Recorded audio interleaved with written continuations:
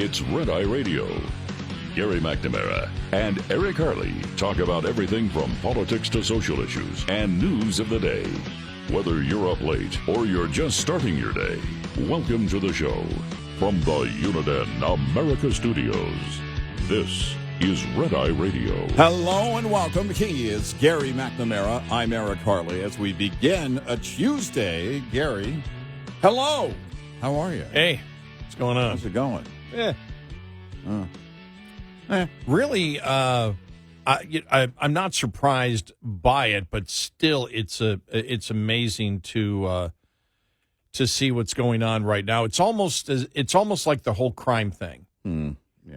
Yeah. It just doesn't. Democrats, they found a new thing. Okay, somehow we got to find a way to justify our glee at the murder of someone who we view as our political opposition. Right. And they just keep pounding it and trying to come up with new angles. Right. And it's so bizarre. It really, really is. Yeah, it is just like the crime thing because, I think it was you that first said, what are they going to do with the whole D.C. thing? Why do they keep pounding on it when they're losing every day? Even Mayor Bowser eventually was touting the success of what was going on with D.C. Much like the D.C. thing. It is the left, basically, all over the country, needs people who don't know anything about, in that case, D.C. and have never been there, don't know anything about the crime. It's not the people inside that live in D.C. that they were trying to convince. It was everybody that knows very little about D.C., that, Trump is fascist and Trump is taking over, whatever it was. With the assassination of Charlie Kirk, it's a lot like that. They're not trying to convince the people who actually know something about Charlie Kirk. There are people on the left that know a lot about Charlie Kirk, or enough to know that he's not what they're saying. That he wasn't a fascist, he wasn't a bigot, but that's not who they're trying to communicate with. They have to convince everybody else. They're counting on the people who knew nothing about Charlie Kirk, that never attended an event or never even listened to anything he said, even online. That's what they're counting on, and it's not working. I don't know where they go from there. Like you said during the D.C. thing, there's got to be something they leapfrog onto. I mean, from this, they move on. And I don't know what that next thing is, but it's like they're scrambling to find something, anything that can stick. Yeah, it's like they're doing this incredible, this search for, there's got to be some way that we can, convince the population that, and this, we started the show by saying this yesterday, that I looked at you and I said, Eric, does it seem, because they keep making the point, well, he said this and he said that, and then the right will come back and say, no, he didn't say that, he said this. But even if the right didn't come back to defend him, what you're getting from the left is nobody said this and he said this and he said this, as if he said something that you disagreed with or something that you perceive as being controversial, then that justified his murder. By having that argument, that's the only conclusion you can come to. Yeah. And that's just the most bizarre thing I've ever seen. Now, I will say this. When I saw I have the quote here from Attorney General Pam Bondi, there's free speech and then there's hate speech, and there is no place, especially now, especially after what happened to Charlie in our society. We will absolutely target you, go after you if you are targeting anyone with hate speech, end of quote. That's unconstitutional. You can't do that. Right. That's Bondi yesterday. Yeah. Yeah. You cannot do that. No. You're going to lose in the courts because of it, and that's not. I don't want that. Conservatives don't want that. Charlie Kirk would not have wanted that. No. And so whether Bondi misspoke or whatever, don't know, but it doesn't seem like that she misspoke there. But no, you can't do that. But again, with this administration, they throw stuff out there. The left goes nuts, and then you see what they actually do, and you're like, oh, it's fine. In Chicago, they simply went in with what? With ICE.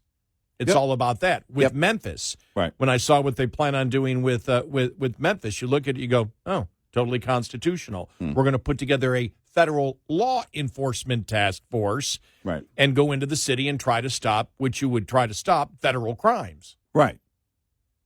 And if the governor, who is a Republican governor of Tennessee, if the governor wants the National Guard, then they'll send it in. Completely and totally legal. And what's the goal there? The goal there is to stop crime. Yep. But when he always, he'll do that. The National Guard, we'll do whatever we need to do. And then the left goes crazy. And then you see what he does. And it's like, well, no, that's perfectly fine. What he did in Washington, constitutional. What he did, in Chicago with ICE, constitutional. What he's doing with Memphis, constitutional. The plan there. But it's all about, fighting crime. But it's just, I just thought to myself yesterday, God, they just are so insanely delusional that you're not dealing with coherent people. No, and it appears to be at times a futile effort. That you approach something in a conversation, and this is something really that was at the essence of what Charlie Kirk did. He never felt the effort was futile, right? You and I we're not sitting there debating people one-on-one in an open forum. Frankly, the left quit debating. But in his forum, there were people still debating. And when you look at where we are right now as a society, a lot of it is repeat, and it's repeat what I just heard from somebody else that thinks like me. Repeat what I just saw on TikTok from somebody that thinks just like me. And conservatives don't do that. A conservative is someone who believes, now we believe in the same set of principles and morals. So you're going to hear common threads. But what you hear on the left, my dad actually, and we had a great conversation again, our own little talk show in his living room on Saturday. And he says, it just seems like, and he's a two-time war veteran. And he's had experience in having to go through the propaganda at a very young age, actually, of North Korean soldiers. And he said, it's this propaganda, at wartime they use it and they repeat it, and they're programming minds is what they're doing. Mm-hmm. And he said, we learned so much from that process that we applied it in subsequent wars, Vietnam and everything else, of what we learned, so that we could better understand the enemy.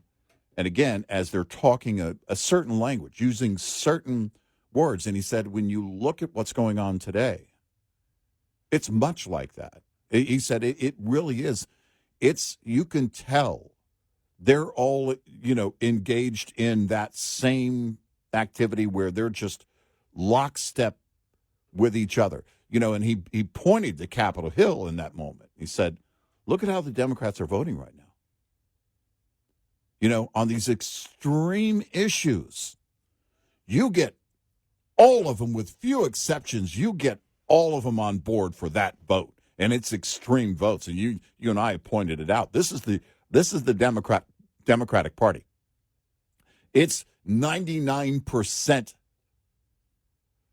of the Democratic Party where they just boom, boom, boom, lockstep on the federal level. On the federal level, on Capitol Hill. And you and I said, well, wait a minute.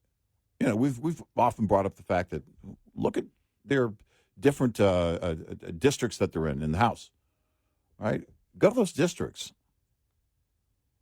Is that what's going on in those districts? Is it 99%? No, it's not 99%. It isn't. Democrats, no. And that's the thing. But it is a significant plurality or majority. Oh, I think it's a majority. No doubt. But everything has to be lockstep. Everything has to be that certain language, and it's repeated over and over and over and over again. And, I never equated it to war because I've never been to war.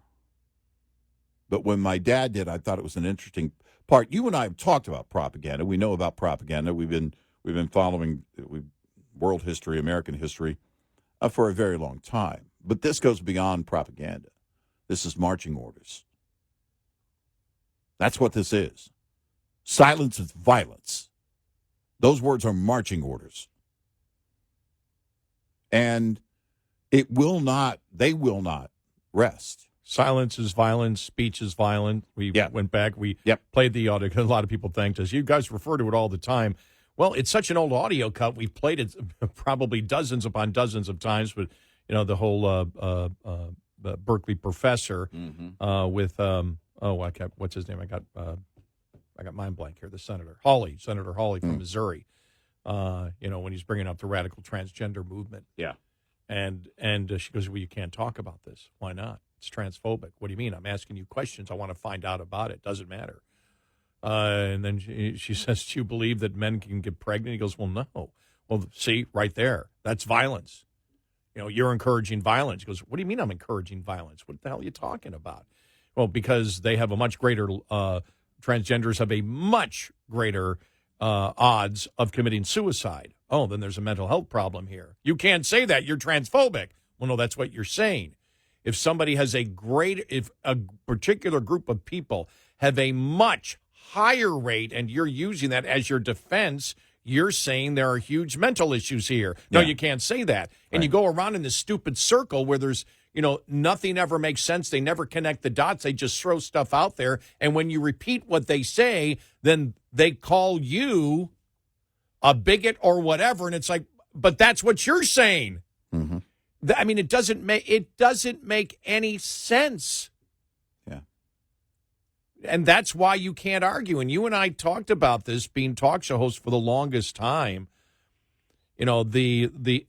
Except for insanity, I don't know the last time that I got a message from a liberal who was trying to bring up a salient point. I just don't know one. Right. It's just, and it used to happen. Yeah. Even 5-6 years ago, we'd still get some. Mm-hmm. It started really about 15 years ago. You started getting less and less and less and less and less and less and less. Yeah.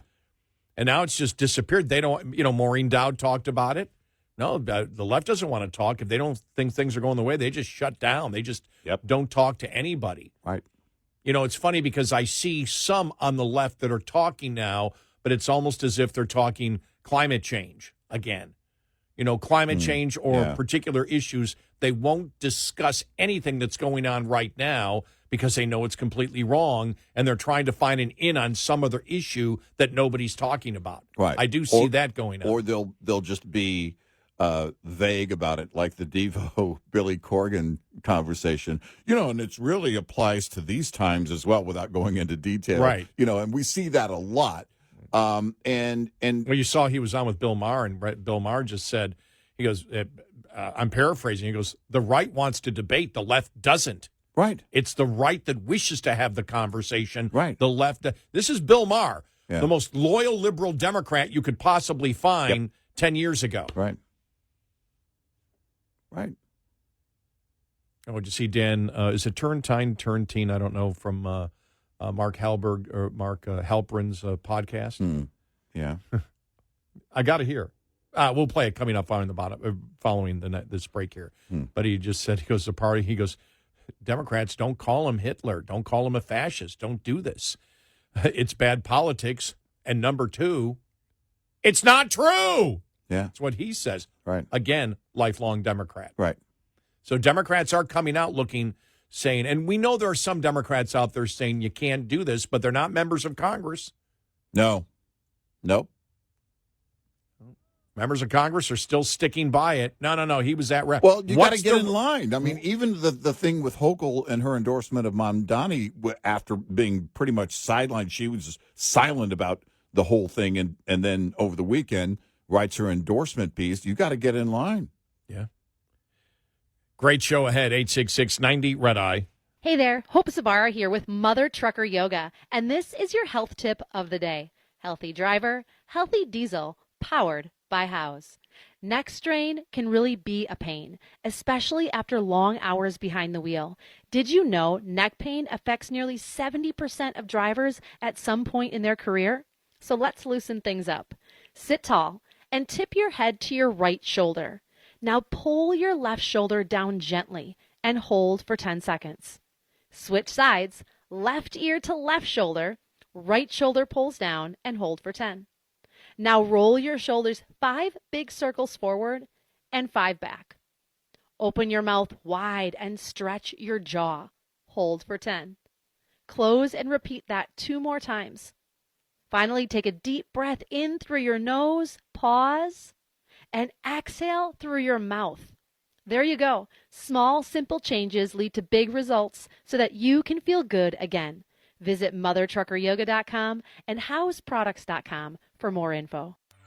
Get in touch with Red Eye Radio, toll free at 866-90-RED-EYE.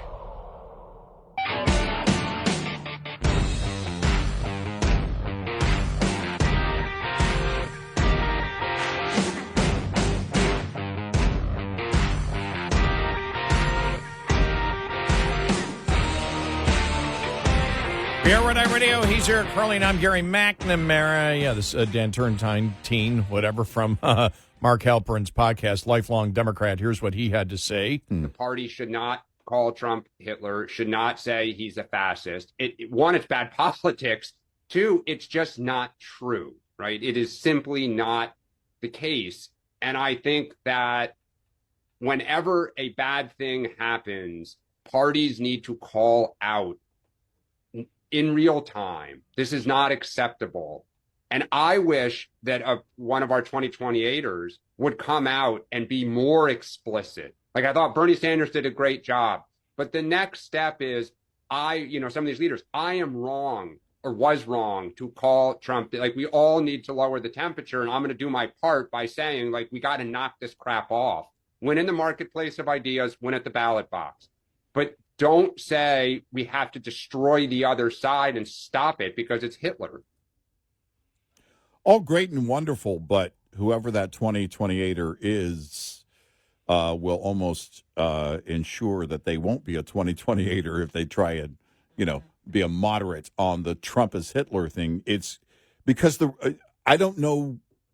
You're never going to get through to the radicals. The radicals are louder than ever. Let's keep in mind, they're cheering, some of them, the assassination of Charlie Kirk. They were cheering the assassination of the healthcare CEO, Brian Thompson. Well, I'll tell you, one of the biggest problems is if you're a Democratic politician is next.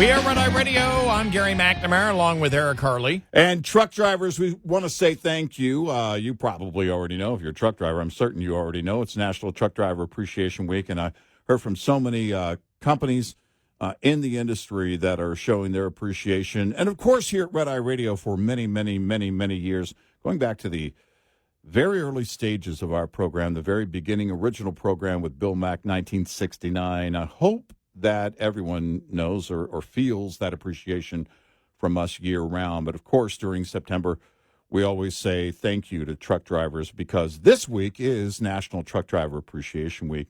And we just want to reach out and recognize a couple of drivers here. Dan in Tennessee, he's an owner-operator, 31 years behind the wheel and loves it. Mark in Florida has been driving for 11 years.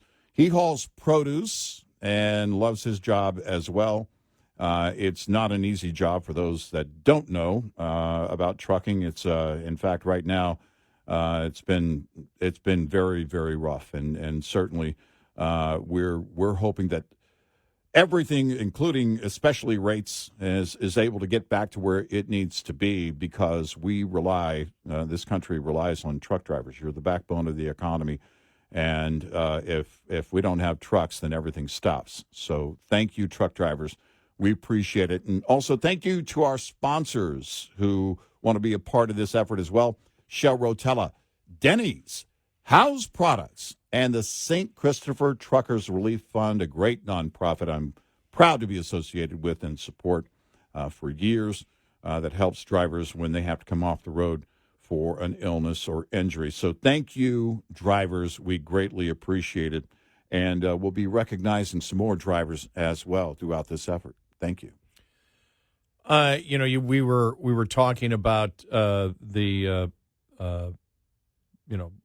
whole situation here after the Charlie Kirk assassination, and on the Mark Halprin podcast where they were talking about the fact that Democrats have to stop calling Trump. This is coming from Democrats. We got to stop calling Trump a fascist. We can't call him Hitler. We have to stop doing it. You cannot refer to the other side of things that are just not true. But the interesting thing is that I thought is when he said, number one, it's bad politics. Number two, it's not true. Well, actually, it should be number one, it's not true, and number two, right? That's the entire basis.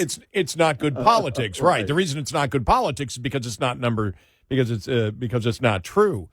But the reason that because your comment was, well, 2028 they can't do it. Why can't they do it? They can't do it because the Democratic Party on the national level succeeded beyond their wildest dreams of convincing a plurality or a small majority, or depending on the topic, a large majority, that lies are truth. Yeah. Mm-hmm.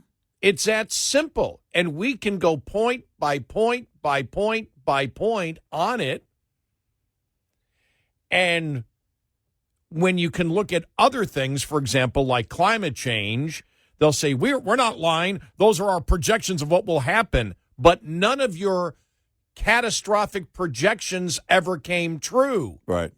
Anything that you said, even if you want to say that's not a lie, but that's what our scientists project out, well, they've been wrong across the board. It hasn't come to fruition. And Biden, I really believe that Biden, with all the money given out during COVID that caused inflation, that really took one of the last things that Democrats had, which was, we're going to give you stuff.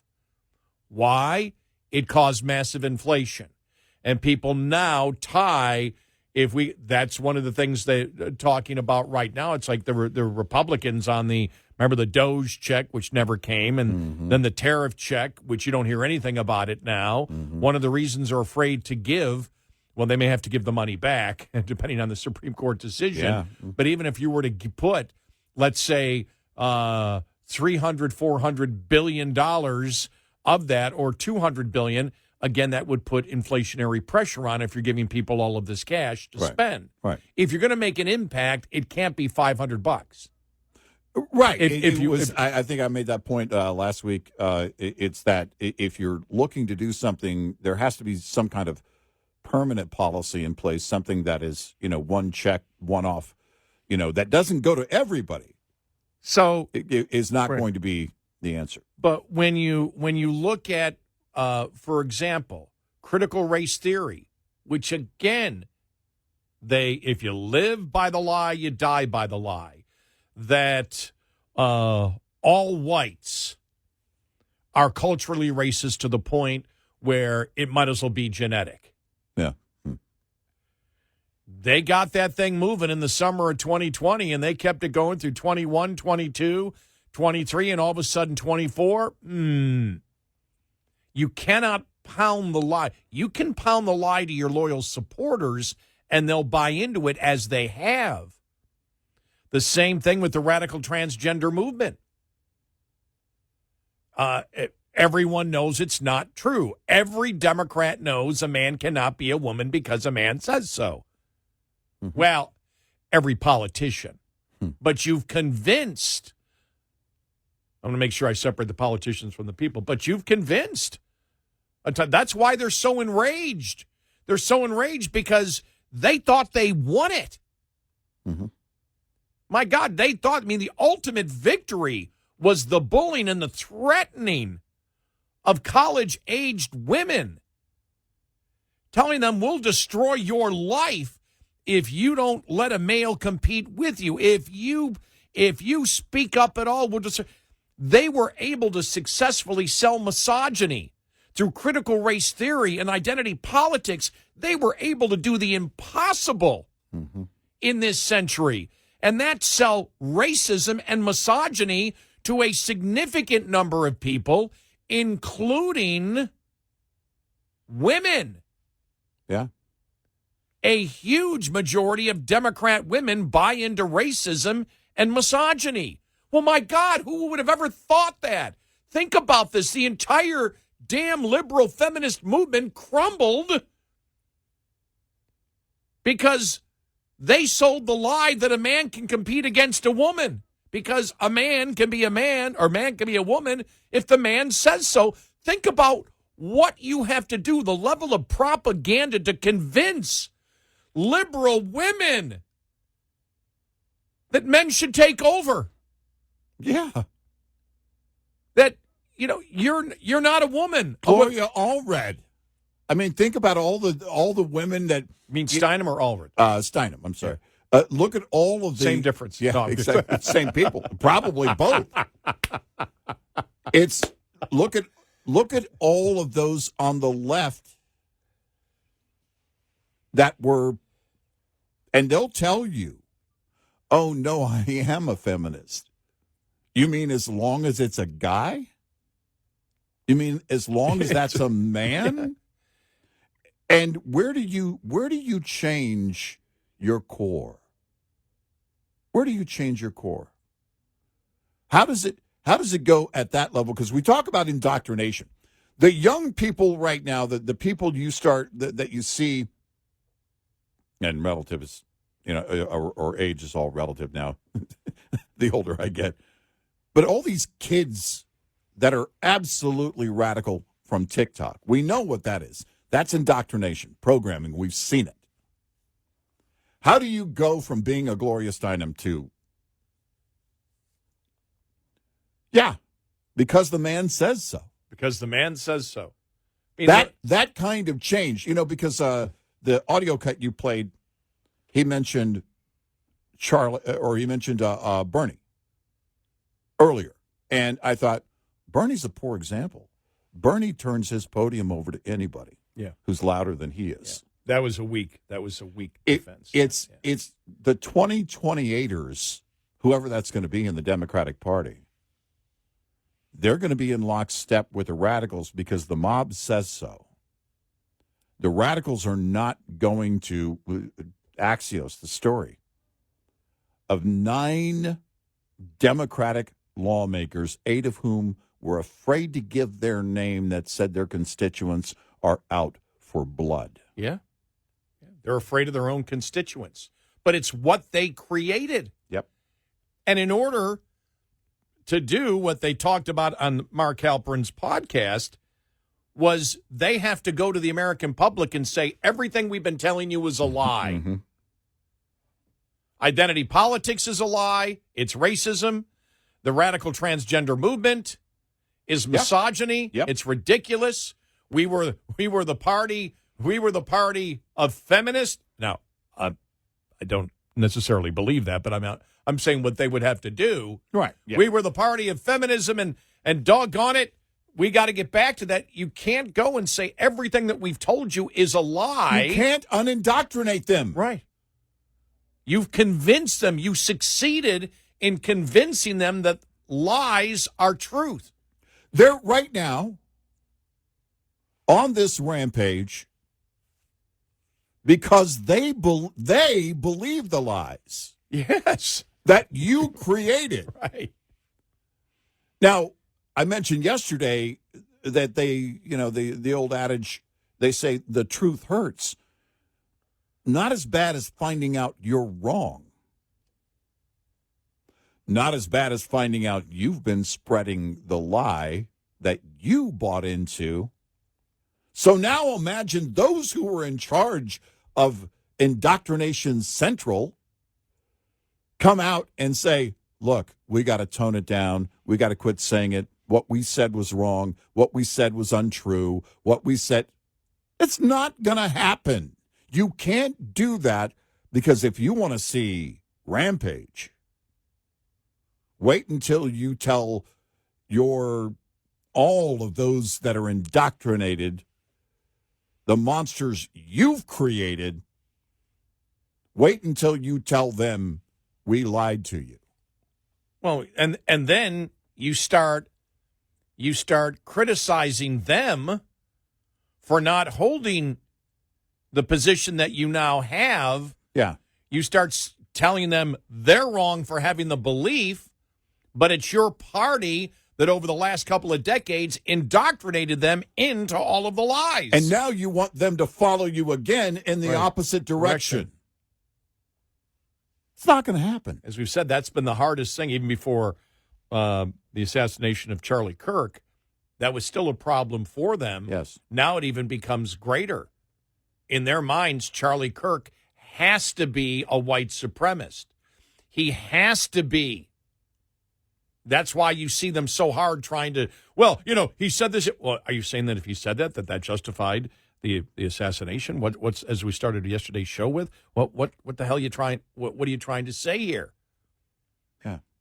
Because the reason you're seeing this is because people actually believe. The reason we said it's virtue signaling. I'm going to go on there because everybody supports me. Everybody in my circle supports me. He deserved to die because he was a I saw it today, misogynist. He was a racist. He was a white supremacist. And he wasn't any of those. No. And anybody who paid attention to Charlie Kirk at all knows that. So they're out there promoting it because they bought into the lies that the Democratic Party has been selling them for decades. Yep. That everybody on the other side is evil. Yep. And meanwhile, Charlie Kirk's out there over the last 13 years telling people, no, I love everybody. We love. We may disagree, but we love. Yeah. 866-90-RED-EYE. Coming up, more with Gary McNamara and Eric Harley. It's Red Eye Radio.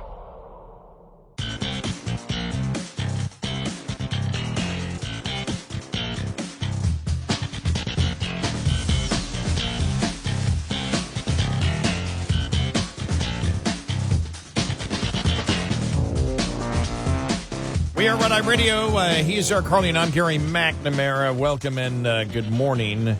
More on the Charlie Kirk assassination and the debate going on in this country right now, which is just it's still crazy. It's crazy from the other side. But the problem that Democrats and liberals are going to have with this down the road, Charlie Kirk. I don't know of anybody.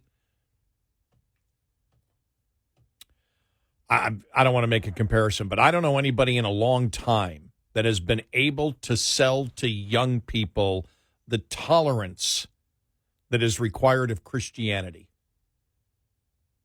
Yeah. That come out right? Did I say that No, right? I think that's absolutely the way to say it. And I think, the debate that came out of that in college campuses, the civil debates, and the love that he expressed Right. just cannot be accepted in liberal circles. No, exactly. We'll talk more about that coming up.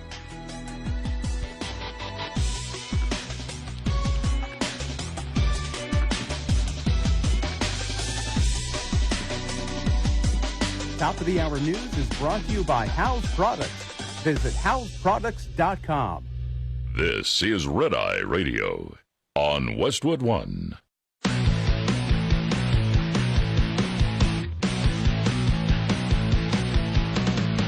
Now, it's Red Eye Radio. Gary McNamara and Eric Harley talk about everything from politics to social issues and news of the day. Whether you're up late or you're just starting your day, welcome to the show. From the Uniden America Studios, this is Red Eye Radio. All across America, we are Red Eye Radio. He is Eric Harley, and I'm Gary McNamara. Okay, I just saw this story from yesterday. Yeah. Marjorie Taylor Greene calls for the United States to be split up, declares country no longer safe for anyone. Didn't she reject Trump a couple of weeks ago? Yeah, I forget exactly what she said, but yeah. She revived her calls for a national divorce yesterday, warning that the American right and left have nothing to talk about.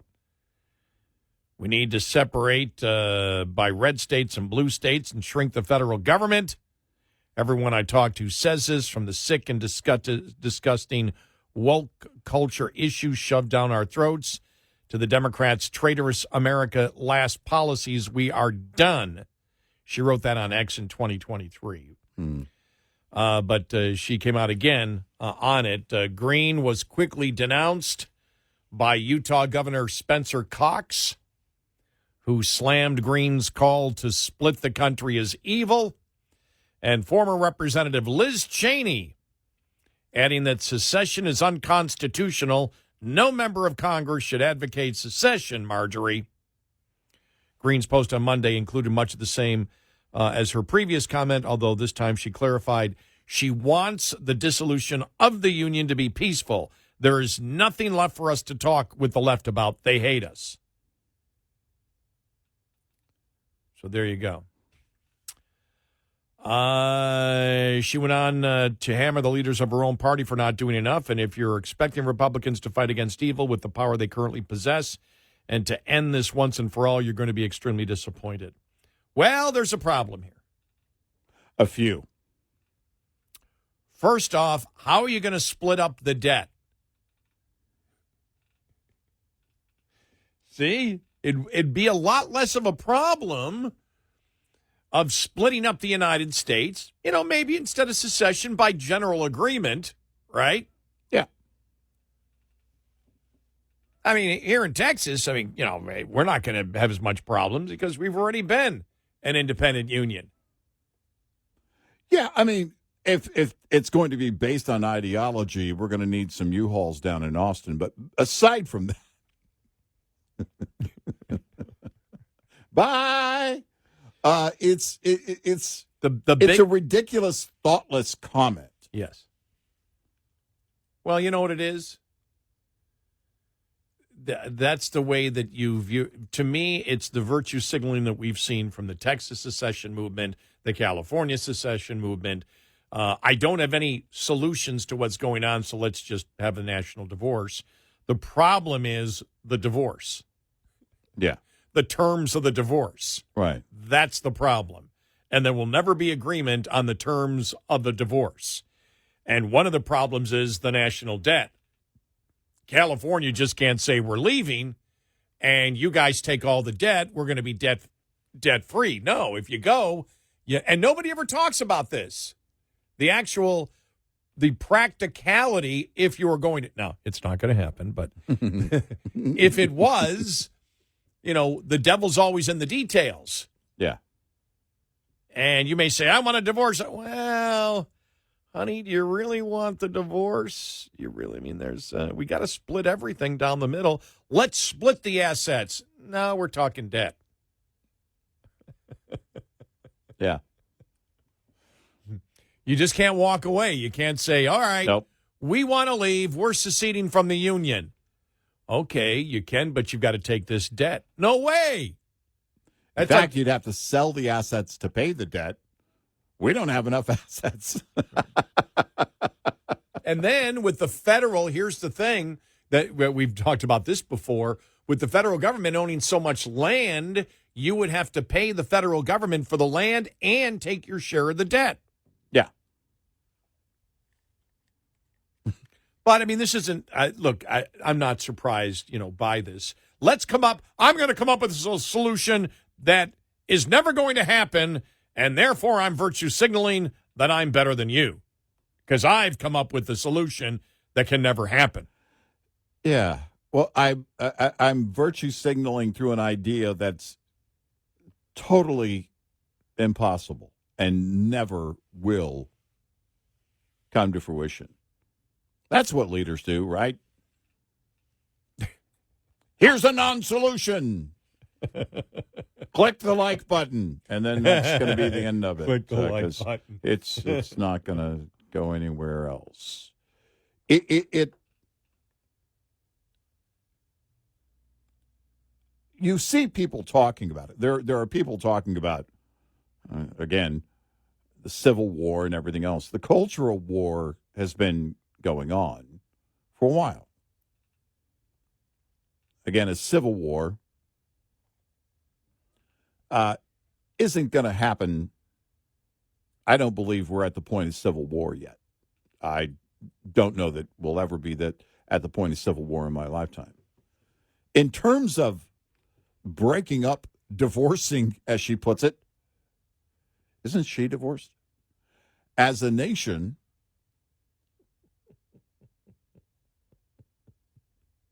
then it's one of these things of, again, it's like secession. Okay, we're going to secede from, wait a minute.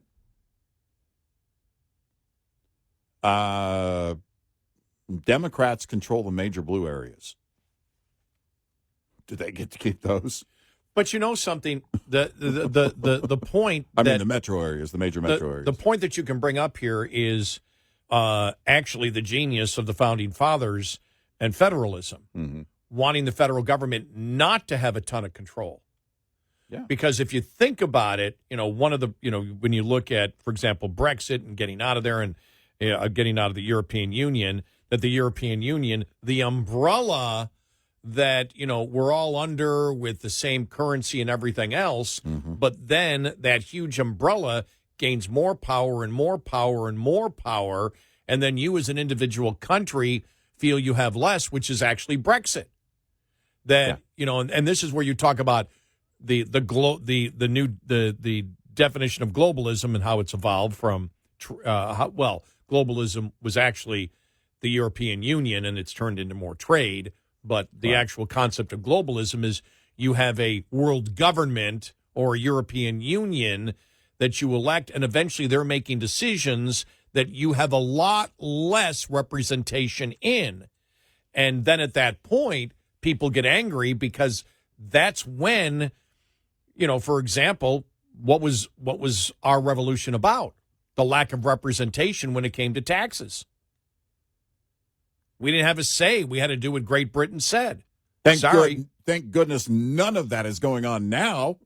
But that's where when you look at the original intent of the federal government, it was never supposed to be this big. Right. If you actually stuck to federalism and most states ran and did the things that they wanted to do, and you had 50 different experiments going on, there's less chance of even the talk of seceding, because you have much more control over what you do with your state. We had said, for example, California, some of the has talked about seceding before, but you look at it, it's like when you look at healthcare is a perfect example. all the places that wanted to try total state Medicare. Okay, totally national. Well, state health care, not nationalized, because it wouldn't be the entire country. Every one of them rejected it. Why? Because they couldn't pay for it. If you hadn't paid for it up front, nobody was willing to do it. So they wanted the federal government to do it because the federal government has the ability to borrow trillions of dollars, as we know, and then you can afford health care by putting the costs on future generations. Right. And as we do that more and more, that gets back to my smarmy little comment of thank goodness we're not doing that taxation without representation anymore, because we actually are. You and I have talked about it through that borrowing to the nth degree over and over and over again and putting it on the backs of future taxpayers. Yeah, we did find the loophole. Yeah. We have taxation without representation in the United States. Everybody supports it. Well, not everybody. The majority of Americans aren't screaming about it. It's not enough. This taxation without representation on future generations is not enough to start a civil war this time. Yeah, right. Why? Because the people who will be ticked off about it aren't born yet. Exactly. But when you think about it, this is the original concept of federalism was when the federal government gets so big. And think about it. The Democrats, they're the ones that are promoting that there should be no Senate. Well, if there's no Senate, then you have smaller states that feel they have no representation. What do you get closer to? You get closer. Civil wars happen.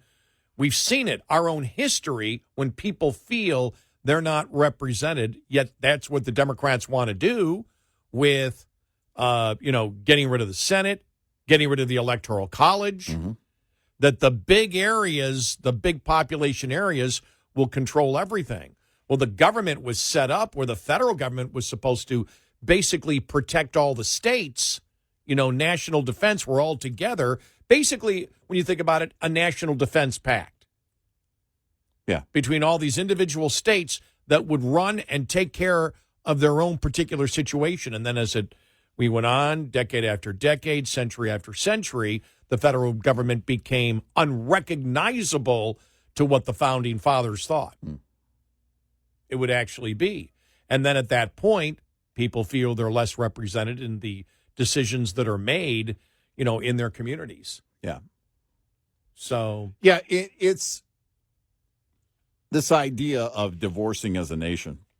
Isn't going, Culturally, we're moving further apart than from the radicals. The radicals are carving themselves out more and more. And by the way, we're okay with that. We're okay with them saying what they want to say because we need to know who they are. Yeah. I don't want them to be silenced.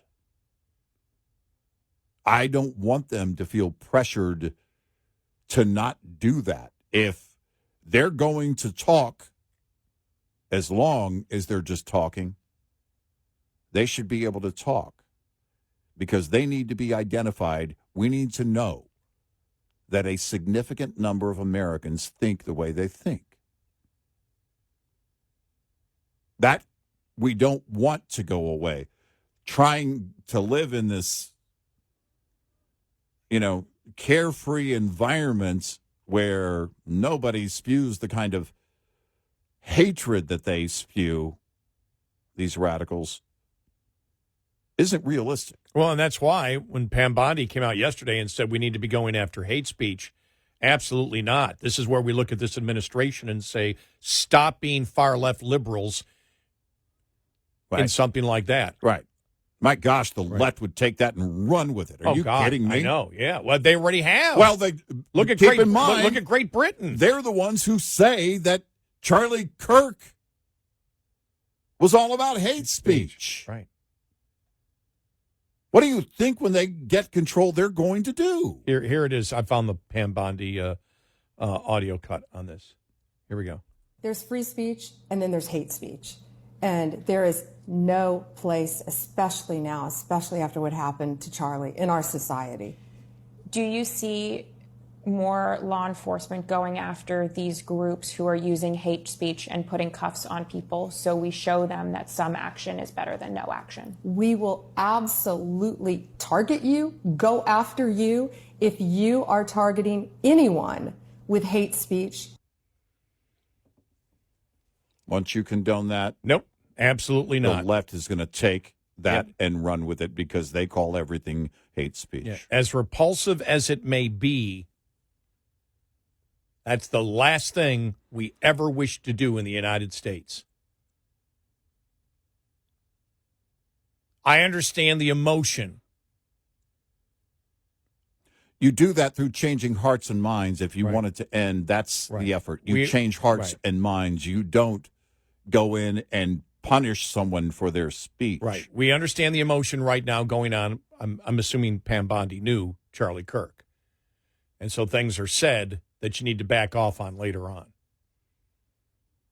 I think we honor the memory of Charlie Kirk by promoting changing hearts and minds as he did with Turning Point. Yeah, I don't think he would. I don't think he would agree with Pam Bondi. I don't think so. I know he wouldn't agree with Pam Bondi on that. 866-98 Red Eye. Brought to you by FPPF Fuel Power Max. Surviving and thriving as an owner-operator has just as much to do with managing costs as it does with generating revenue. Understanding basic principles of operating costs can save you thousands of dollars a year.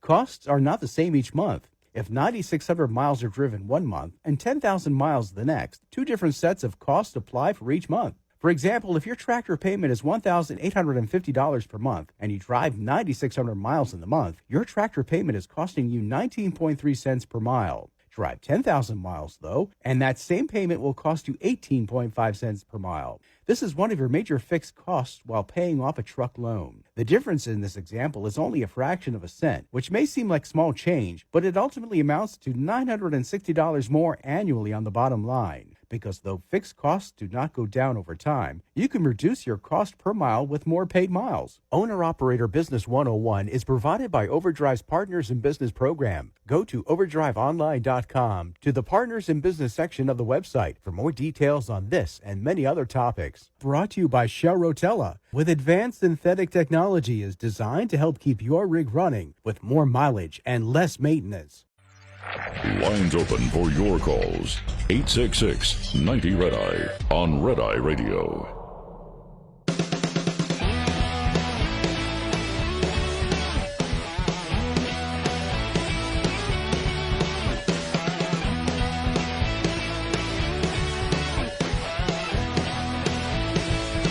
We are Red Eye Radio. He is Eric Harley, and I'm Gary McNamara. Welcome and good morning. We'll be getting back to talking more about the aftermath of the assassination of Charlie Kirk and where we go from here. And now some Democrats are coming out and saying we've got to stop this. And our point is the Democrats can't. The Democrats right now are looking and they see, and we had talked about this before, Democrats are looking for next year. Yeah. This whole thing about a long-term, for the Democrats to come out, and we talked about Mark Halprin's podcast where they were talking about the fact that, and these are Democrats saying, the Democrats have to stop calling Trump Hitler. They have to stop calling him Nazi. They have to stop doing this. They cannot, number one, it's not true. Number two, it's bad politics. They believe it's been great politics because they've convinced their base that all of this is true. They've succeeded beyond their wildest dreams. The only thing is their wildest dream now could become a nightmare. But the fact is all they care about is winning next. If they win next year, that's all that matters. And that's why they're looking strictly at the financial health of the country, which is why we've talked about the Republicans, why even Trump, through former advisors, have said you need to get the economy back on track. You can focus in on these other things, but as we said, for example, crime does not affect the majority of people all the time. It's a threat out there, but the economy does each and every day. The Democrats aren't going to change because they believe as long as inflation is out there, as long as the job numbers aren't good, They look at it and they say, we can still win. If they believe they can still win, they are not even going to consider changing at all. Right. That's just the reality of it. Right. Yep. It's, again, all the elements are in place. The economy has to be straightened, reset whatever they're going to do on policy going into 26. I don't know what the ads look like, but I can tell you what they'll look like if the economy isn't straightened by then.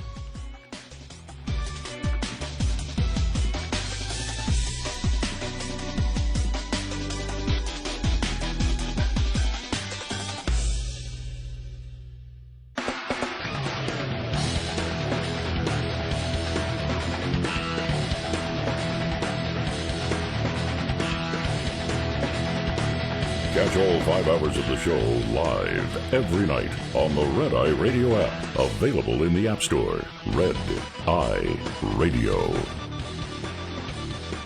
And he is Eric Harley, and I'm Gary McNamara. You know, I just this just popped into my mind when I woke up last night and flicked on the TV. Just, woke up after my nap to come into work. First time I've seen it, you and I were talking about, and there's been a great deal of discussion, is how do you change the culture for the jobs of the future, which are going to be technical? And there it was, first time I've seen the ad from, I thought it was Mike Rowe, like MICRO, and it was Mike Rowe. Yeah, Mike Rowe Works. Exactly, Mike Rowe Works. And, first time I've seen the commercial where he's out there talking about 6-figure jobs doing this. And one of the points, I think, part of the narrative out there is we've got to change the culture. Yeah. And it was, when I saw the ad, I went, oh, really? Wow. Six-figure jobs for doing that? Wow. It was like I was almost 18 years old again. Yeah. Watching it going, oh, wow, that's really attractive. And it's a stylish ad, and it's talking about, the video, the jobs of tomorrow and technical, and it looked really good. Yeah.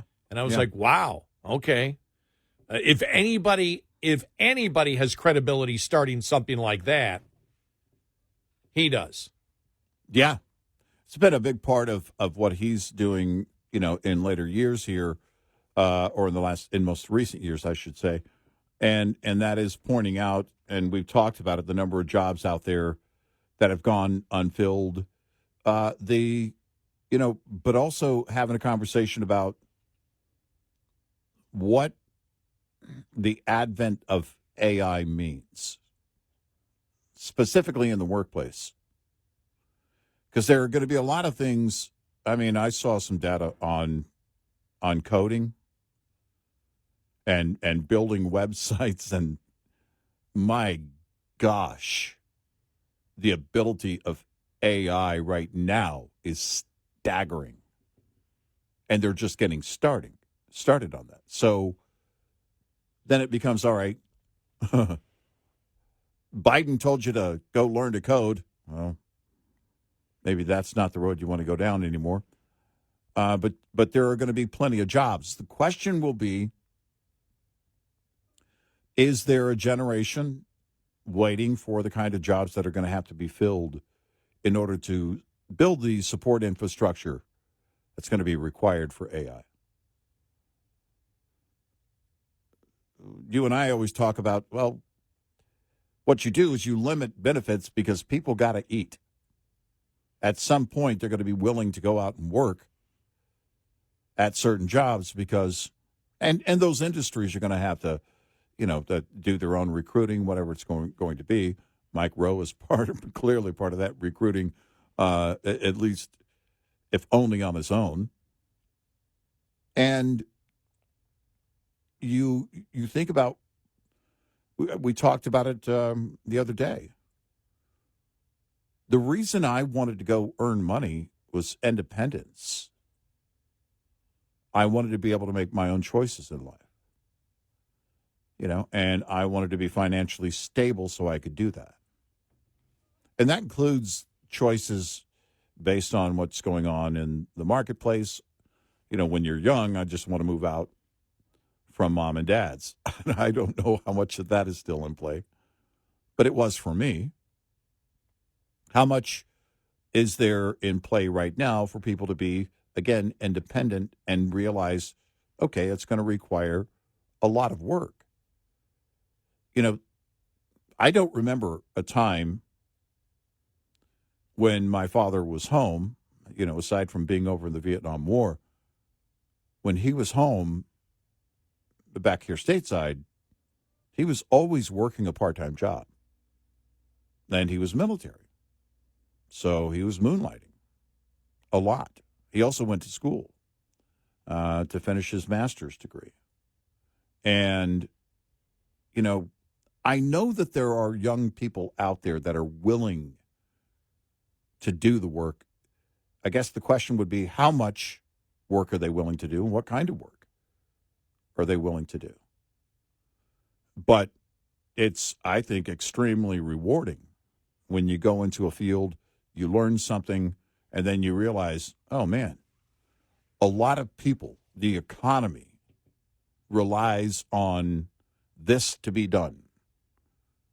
That society relies on these jobs to be done, these roles in the workplace to be fulfilled.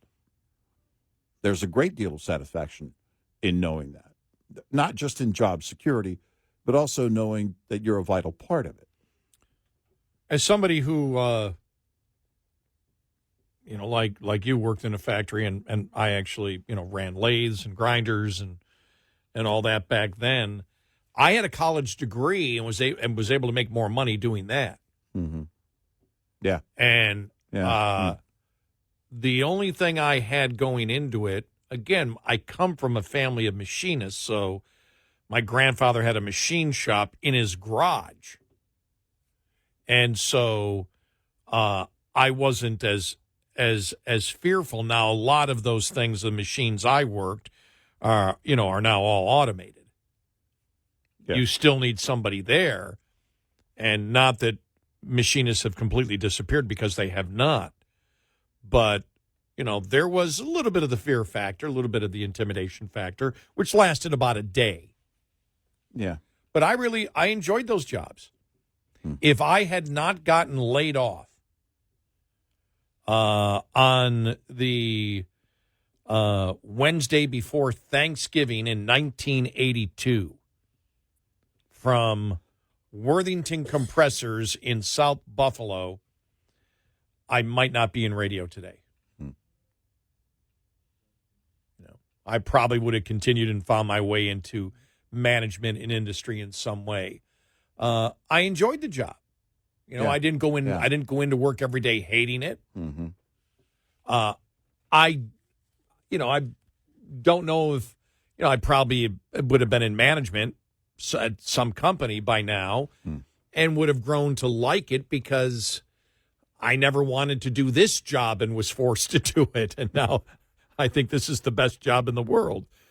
And I keep telling myself, no, this is the best job ever. I don't see, even in business or industry, even if I enjoyed it, I wouldn't be as passionate about it at this age. Yeah, right. Right. I might have. That's the difference. Right. I might have retired and said, okay, I've had enough of that crap. One of my brothers-in-law used to work at Goodyear, and you sling a lot of tires when you work at Goodyear. Mm-hmm.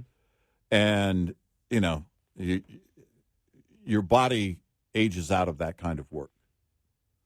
Sometimes you're fortunate enough to move on to maybe an admin job or something. I've had family members that have done that, went in manufacturing, and next thing you know, they're working in the front office. But it is labor intensive, and it's what you and I look at, aside from this being, you know, these hours, is the ability to do this long term, and I probably have more energy now than I've ever had for it in my life. And that comes from, I think, the conviction as much as it does, you know, trying to get my rest and do everything else. It really is the drive in the mindset behind it. If it were labor intensive, and I have a friend I've known since we were 9 who does construction. And we're the same age. Now, he's a foreman now. He was telling the guys the other day that, the one tractor piece of equipment that he has, that he's operating right now, has satellite radio and air conditioning. And I thought to myself, here's a guy who's worked, his whole life with his hands. And those are, and he loves it. He loves what he does. But it would be if it were me and I were at the stage of my life and I'd been working those types of jobs for that long, there would be different thought to it because you can only do physically what you can do. Well, that's right. That's why I said I'd probably be in management by now. You remind me of a guy who, this goes back about 5 years ago, came out to paint the trim in my house, and he had other workers doing it. And he said, yeah, I used to do it. He goes, but, it's really labor intensive. And, as I got older, I really got sick of it. And I said, how old are you? And he goes, 26. I'm going, it's like, oh, older, wow. yeah. But and the reason I say I know I would have gone into management is because, I had also an engineering background. But the biggest goof off that I ever knew, this is a guy I worked at one company. And when I was a machinist, I was a grinder. But now this was up in New York. So, summer begins like after Memorial Day.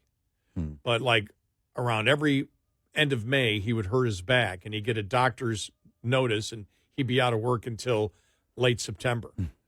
Every single year. Not only, I make it sound like it was like a succession of years. 2 years that I was there, both summers he was gone. And so we go down, it would be 10 years later.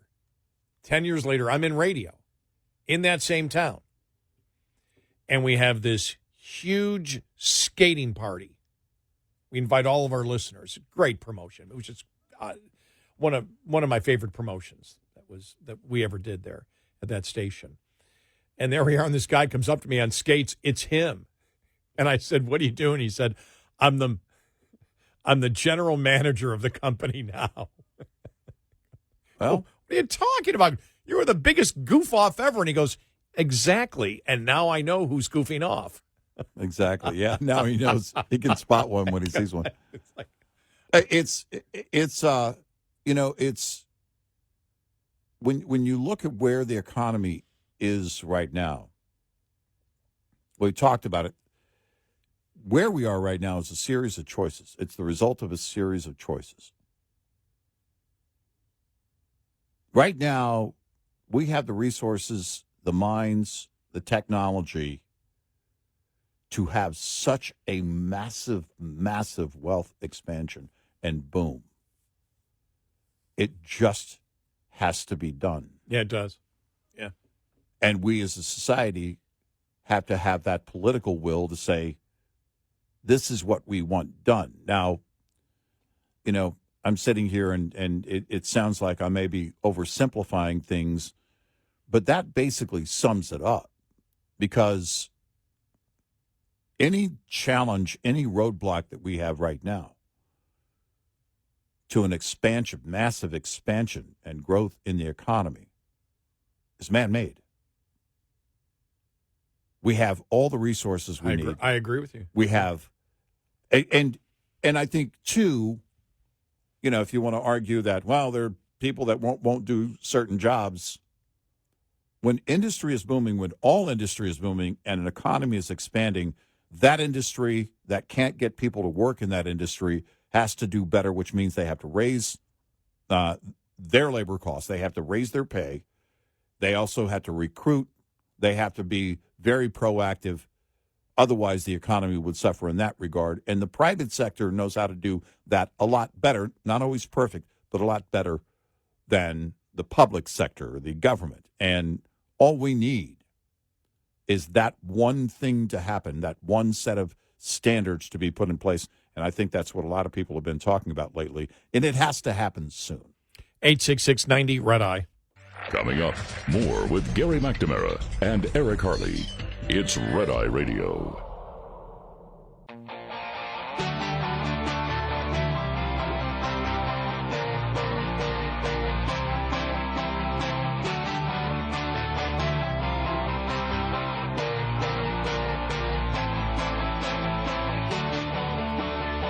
We are Red Eye Radio. He's Eric Harley, and I'm Gary McNamara. Coming up following the top of the hour. Remember, it was about a month ago, 3 weeks to a month ago, when Israel said, okay, we're going to go into Gaza. We're going to end this thing. Yeah.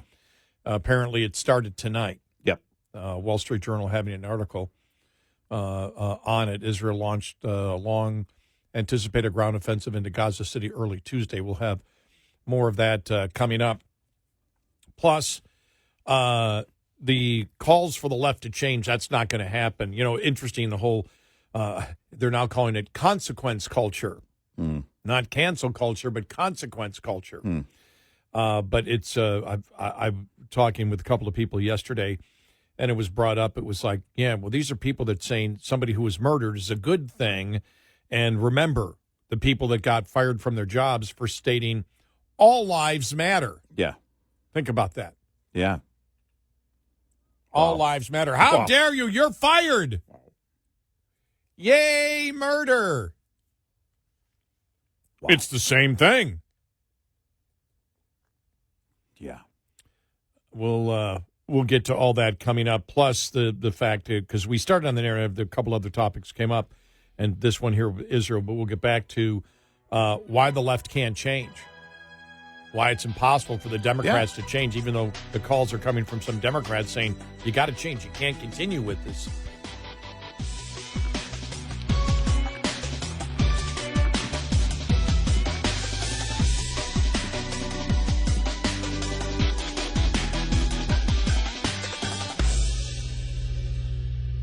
This is Red Eye Radio on Westwood One.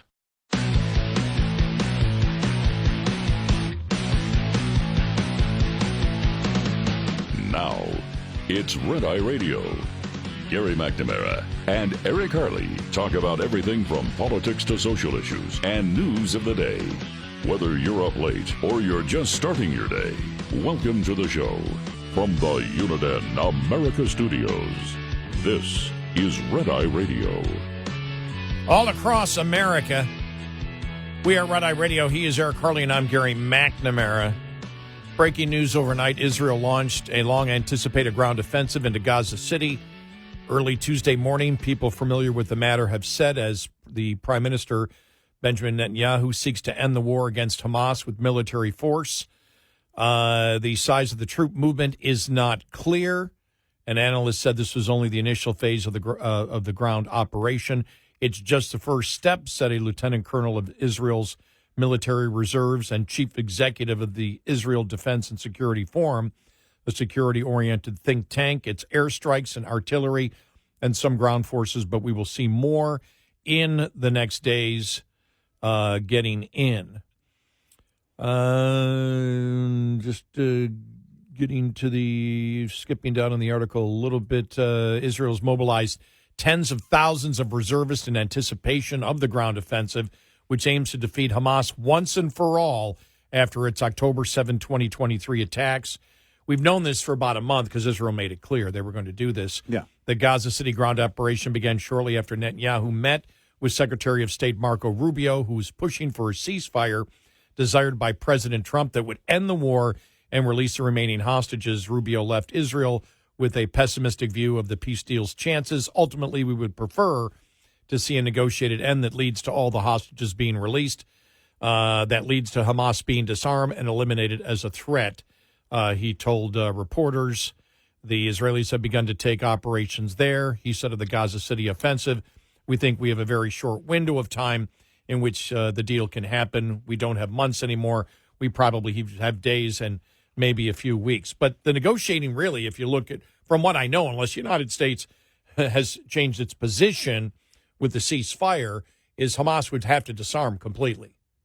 Well, yes. It's, when we talk about like Hamas releasing hostages or anything like this, the president posted on social media yesterday, and it was an indication to me that Hamas was aware that it was that the the movement by Israel was going to happen like very soon. Now, it was pretty evident to a lot of people as the number of troops that Israel had put together in this effort were well known. But yesterday afternoon, you had the president post on Truth Social, I've just read a news report that Hamas has moved up hostages above ground to use them as human shields against Israel's ground offensive.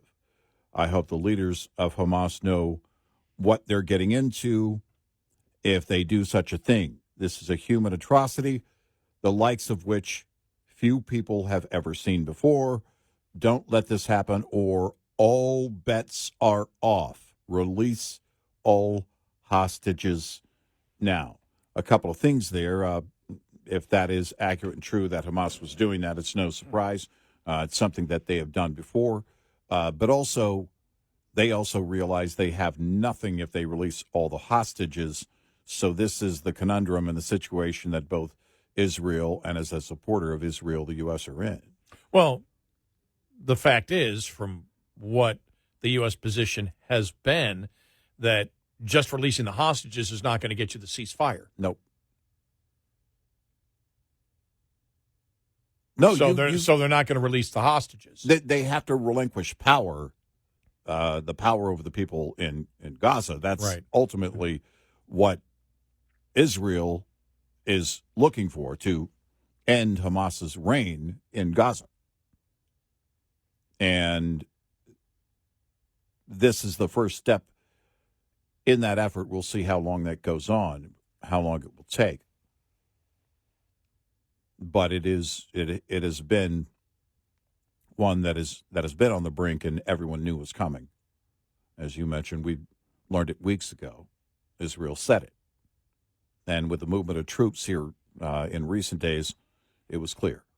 Another article referring to the entire, what would they want with the ceasefire, and reading here, Secretary of State Marco Rubio, again from the Wall Street Journal, said the U.S. was looking to move beyond the Israeli strike on Hamas officials in Qatar that spurred a diplomatic crisis last week, as Israeli Prime Minister Netanyahu said Israel would continue to target terrorists wherever they are, despite international condemnation. Rubio, who came to Israel on Sunday to convey America's priorities, said he planned to push Qatar to play a constructive role in helping to mediate the release of the remaining hostages held by Hamas. Rubio is tacking on a visit to Qatar today as he finishes his trip to Israel. The statement suggests that there has been limited fallout with the United States over the Israeli decision to strike an important American ally, even after President Trump said he was very unhappy with the Israeli move. Rubio and Netanyahu, standing alongside each other, appear lockstep on the war in Gaza. And the reason I just say that is because when I saw the ceasefire, the indication is, release the hostages and the ceasefire happens and then we'll negotiate at that point. But what the president has said he wants, which the disarming of Hamas, is something that they're not going to agree to in order to get a ceasefire. Right. And I believe he knows that. He knows that. I think so, too. Yeah. And it's, again, we'll follow this situation throughout, but this is going to be a ground offensive that could go on, likely will go on for at least days, if not weeks. Rubio said the U.S. wants all the hostages released immediately and Hamas to cease to exist as an armed group. Terms Netanyahu said are a precondition for ending the war. Rubio, which what they're saying is a ceasefire can happen with an unconditional surrender. Yes. You no longer are in power. Right. That's not happening. Yeah. They're not. I don't see them doing that. But they know that. Right. The United States and Israel know that. Mm-hmm. Rubio did not press Netanyahu publicly to end the war. Saying a concise military operation to defeat Hamas might be necessary, an apparent reference to Israel's expansion of the war into Gaza City, which the prime minister has described as the last remaining Hamas stronghold. So later on Monday, Rubio appeared to more explicitly endorse Israel's Gaza City offensive, saying ideally the war could end with Hamas agreeing to surrender and release all hostages. in an interview with Fox News. And I just wanted to go further into the article there because when it says, the ceasefire, the president wants a ceasefire, you could look at that and say, well, did he change the position that he had from just a month ago? Well, the ceasefire means Hamas must unconditionally surrender. It's not release the hostages. The ceasefire begins, and we'll negotiate whether you're going to be armed or not over the next 10 years.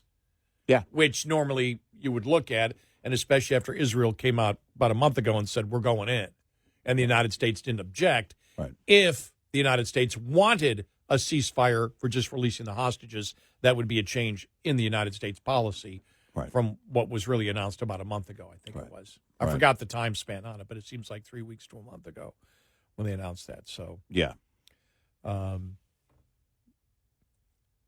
this will be interesting. Rubio says since Hamas seems unlikely to surrender, it's going to have to end through a military operation. He said that late yesterday. So, well, and I think it kind of, in a way, was expressing to both, I think, Marco Rubio and President Trump have expressed in the last 24 hours, look, for Hamas, time is running out. And I think that's the message that you have to put across. This is unacceptable, and we're not going to sit and wait. And there is an option out of this where you get to live. And then there's the other one. And I think both the Secretary of State and the President have made that clear. I don't know of any other way to convey. I wouldn't know of any other way to convey that, when you're talking about Hamas. You don't get to remain in power. And I don't see them surrendering.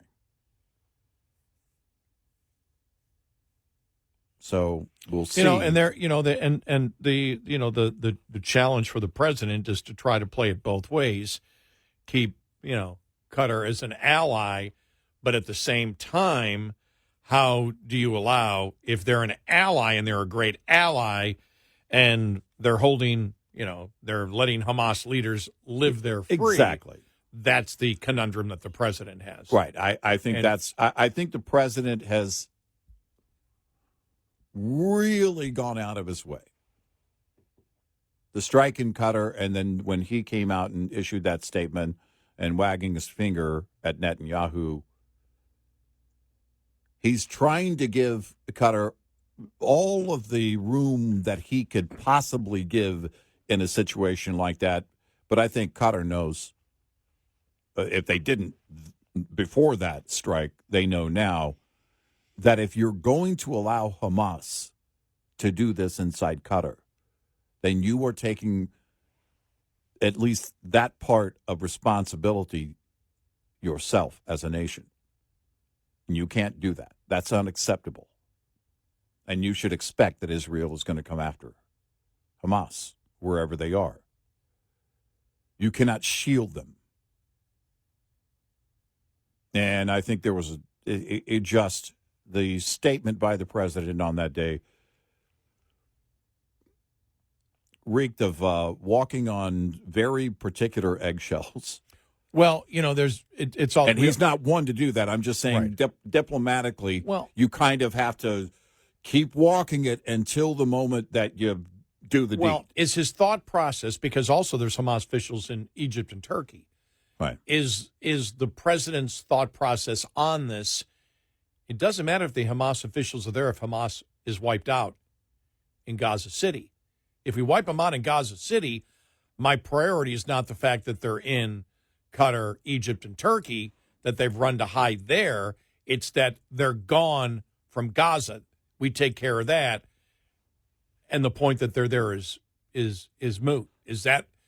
I guess it would depend. And I don't know. Nobody's asked that question to the president. I think it's an interesting question, and maybe it would depend certainly on the activity of Hamas leadership in those other nations and their goal as to what to do beyond that. If there's this, and I think everybody in play anticipates some kind of maybe temporary fake surrender, setting Israel up in a way, because it's right out of the Hamas playbook. But even beyond that, let's just say they surrender power over Gaza. Does it mean that they're done and they're no longer a threat? And again, you would have to work intel to know exactly what is their activity in these other nations, in Turkey and Egypt or Qatar or anywhere else. What are they looking to build? Are they looking to make a comeback in a way? I mean, again, keep in mind, October 7th, Israel had in a number of ways their guard down. And it was not that they knew or accepted the enemy or anything else, but there were things they didn't learn about that attack. Their intel failed them for whatever reason. Well, actually, it wasn't for whatever reason. It's how they went about it, and the lack of technology that Hamas deployed or did not deploy, whichever way you want to look at it, in order to carry out that attack on October 7th. So you have to just assume that if Hamas leadership is still alive, they're still active in the effort to eliminate Israel. Well, then I see this line in the article, too. This is the question I would have. The Israeli strike infuriated Qatar, which the U.S. views as a key mediator in talks to end the war. Do we really now? We might have. Do we now?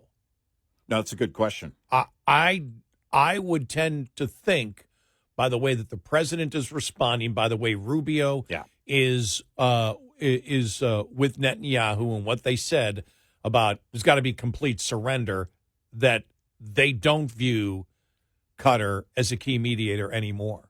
No, I think in fact, and I don't know if they have during strike. I don't know if they have during this administration. They may have in the past. Biden might have. I don't know if Trump ever has realistically, or Rubio. I think Trump's MO so far has been we'll give you the opportunity to take the high road and do the right thing here.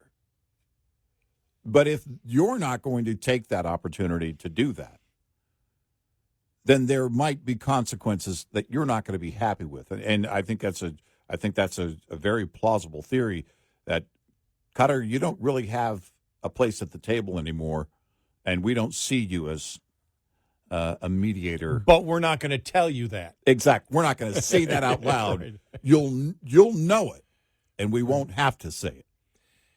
Again, speculation on our part. Yeah. Asking questions. Right. Just 866-90 Red Eye. We'll be right back with more Red Eye Radio with Eric Harley and Gary McNamara.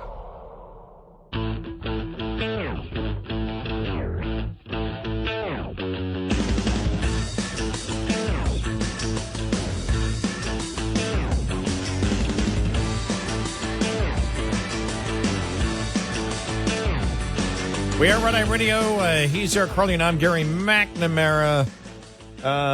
Good morning. I just wonder, and we'll talk more about this coming up following the bottom of the hour, and have some audio from Bill Maher. Talking about the fact that everybody in the right wants to talk. They're all great people. They're friendly people. They're not monsters.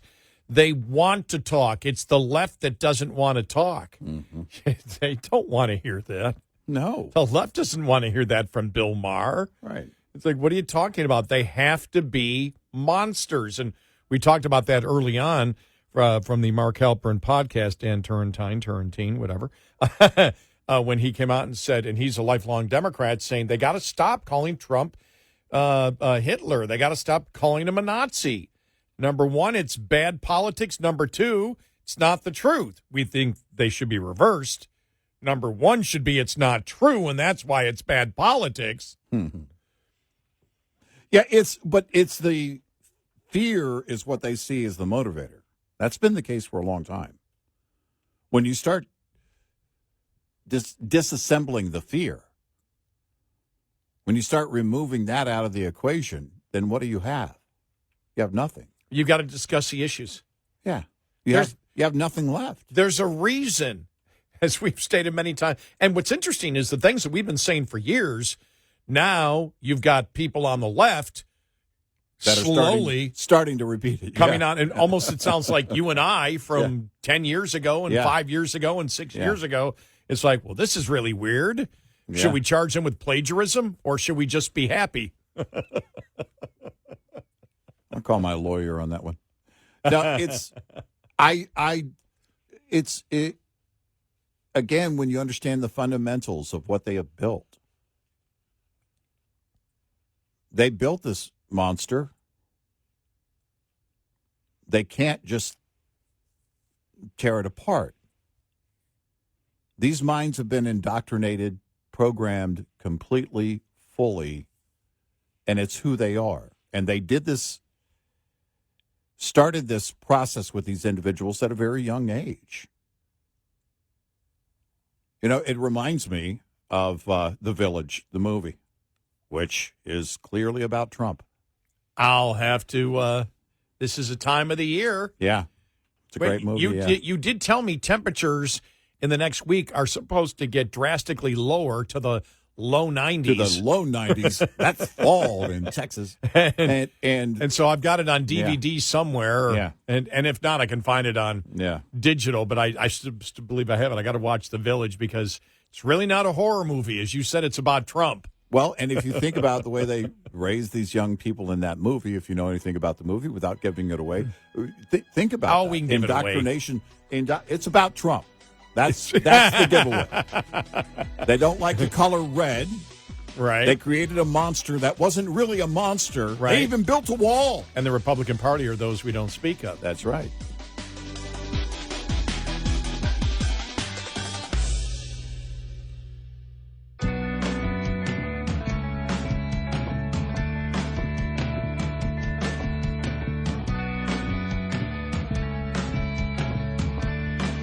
You're listening to Red Eye Radio from the Uniden America Studios.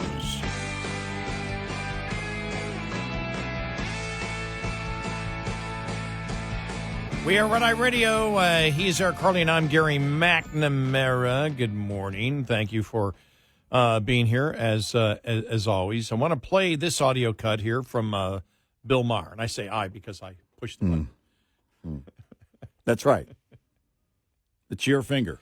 It's my finger pushing the button here. Blame his finger. But this is Bill Maher, and it's interesting because I had no idea he was going to have on, and I talked about it yesterday, the Billy Corgan podcast that I watch once in a while. Yeah. And Billy Corgan was his guest from the lead singer, I guess the creator of the Smashing Pumpkins, right? Yeah, sure. It was really his band. Right. All the way from Chicago. And talking about the right. All right, here we go. Okay. Just the fight I am been having with the left, while I'm, of course, the irony, as a lot of people in my position, is still a liberal, just a traditional liberal, won't go along with their, like a lot of the stuff that's just crazy out there too far, which gets Trump elected, blah, blah, blah. As I always say to my woke friends, we voted for the same person. You're just why she lost. I'll get it. Okay. Took me a second. Sorry, I had to absorb that. Okay. They're the... Oh, he's pouring himself pure, clear vodka. All right, let's continue here. Here we go. people who don't want to talk. It's my main issue with them. And Charlie Kirk was a guy who, he was always talking. And I talked to him here. You know, the right-wingers say what you want about them, but they talk to you. They're not into this leftist think. The left really has much more of a, I don't talk to you, I don't want to deal with you, you're deplorable, I can't break bread with you. That attitude, and all the right-wingers, they don't have that attitude. Now, again, I didn't vote for them. And Charlie Kirk and I certainly don't agree on much politically. But he sat here. He's a human being. He's not a monster. And a husband and a father. Yes. And I liked him. I liked them all. They're all nice people when you meet them in person. And they're not as crazy as they would. Nobody's as crazy as they make them out to be. Yeah. All I've got to say is, by the way he has his shows, he still hasn't been confronted over the stuff that you can really hit him on, like his promotion of Republicans as Nazis in the past. And that Trump really is Hitler. The Republicans in the past, we call them Hitler, but this guy really is Hitler. Yeah, and then he was over last week making it sound like it's outrageous that they do that. And he, what's the other? Oh, on the radical transgender movement. He still hasn't confronted. You see how wishy-washy he gets on it. Well, some of it's right. What part of it's right? Yeah. Where? Nobody's confronted him on that bluntly because he can't defend it. The problem that they have is, look, when you look at the border, before we even get into the social issues, I mean, the social issues is what really kills them because with their identity politics, they're racist. They judge people by groups and not individuals. We know that. Yeah. James Carville's talked about it. The beauty of everything that's going on now, slowly, it's the left. And the left that we have opposed where they stand on the issues for years, who now sound like Eric and Gary. Yeah. They're giving the exact same explanations that we have. Now, they haven't gone far enough. Did you say arrogant, Gary? No, I said Eric. Eric, not arrogant. Not arrogant Gary. Eric and Gary. Okay. You sure? We went through that already 15 years ago. But he still doesn't get to the point. Why won't they talk to you? Because they can't defend their stance. They don't have the ability. Right. But because when everything is based on, again, through this indoctrination over and over again and the buying into the full investment of the radical agenda, when you're driven by that fear, you have to also help drive that fear. You don't care about learning the facts. We used to say it's emotionally driven. Well, I mean, I guess, fear is an emotion. Anger is an emotion. But it's beyond just the emotion. It is the agenda. It is the goal. What are you trying to achieve and how do you achieve it? And when you drive someone to a point of living in fear, young people saying 2030, we're not worried about 2030 because we don't think the earth is going to be around in 2030. That's a learned behavior. Yeah. Now, I'm not saying they're not responsible as they grow older for what they say. They are.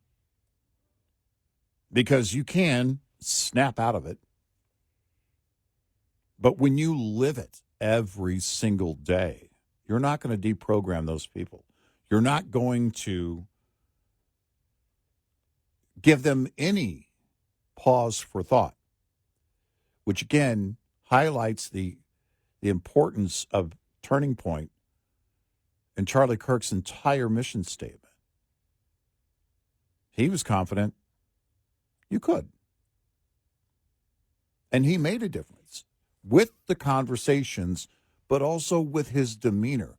The left hated both. They hated both parts of that.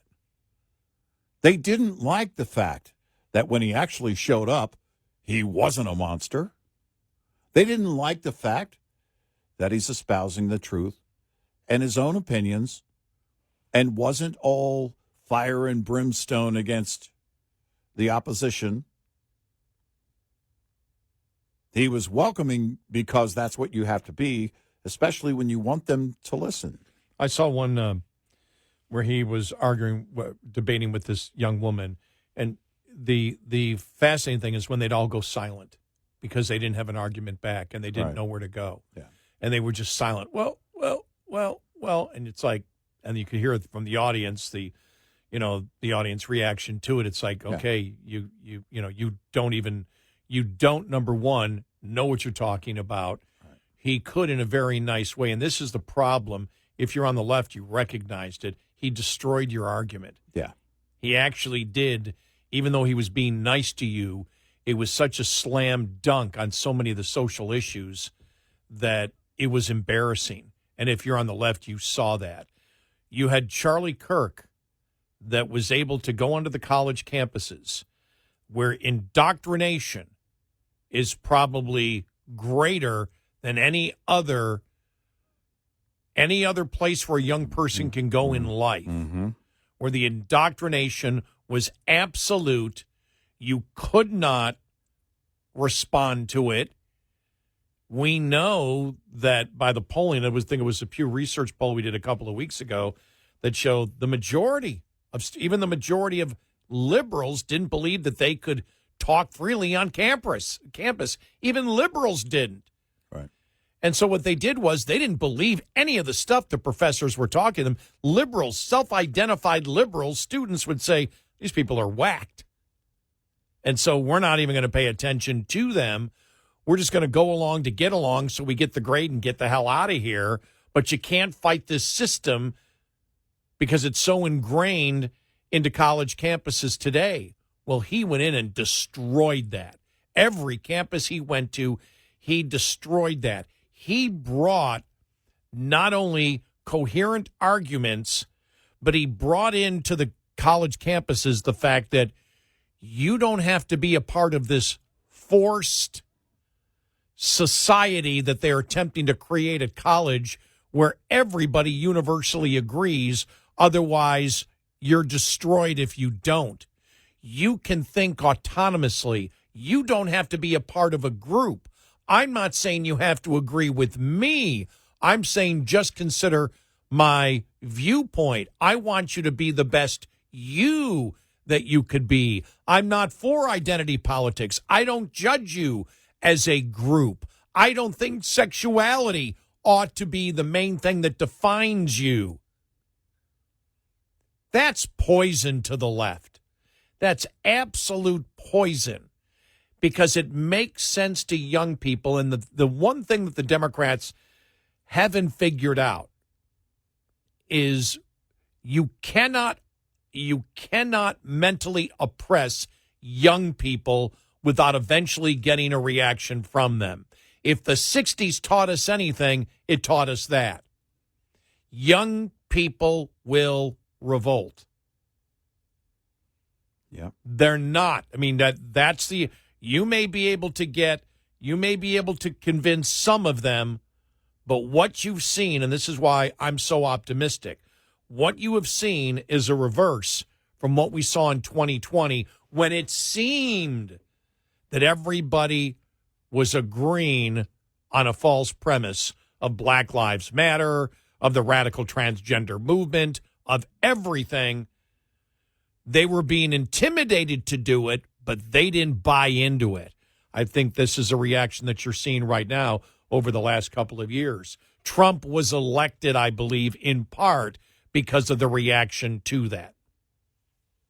Yeah, I think there's a lot that has happened, and it's in recent years where, and this is what I wonder about where it goes, because the radical left is not going to change. Those saying we need to tone it down, those are the ones I wonder about. How much longer can a person like that support a party who is going to cling to the radical agenda? How much longer can you be a part of it? I've said since October 7th on the Hamas-Israel thing, there are two sides, radicals, and on the other side, everybody else. The same applies here. Because if you're going to enable them, if you're going to support them and promote their agenda, then you're part of it. And you have to take ownership of it. You can't say, well, I don't like this and I don't like that. You have to understand the most radical side of it. You are as radical as they are if you're giving them your vote.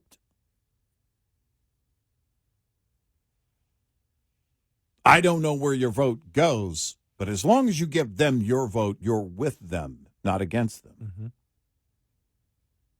Well, Bill Maher hasn't been justified. Look, with all this criticism you have on almost every single thing, from inflation to the border to critical race theory, and the racism of critical race theory to the radical transgender movement where you believe they've gone too far. What is it that's keeping you with the Democratic Party?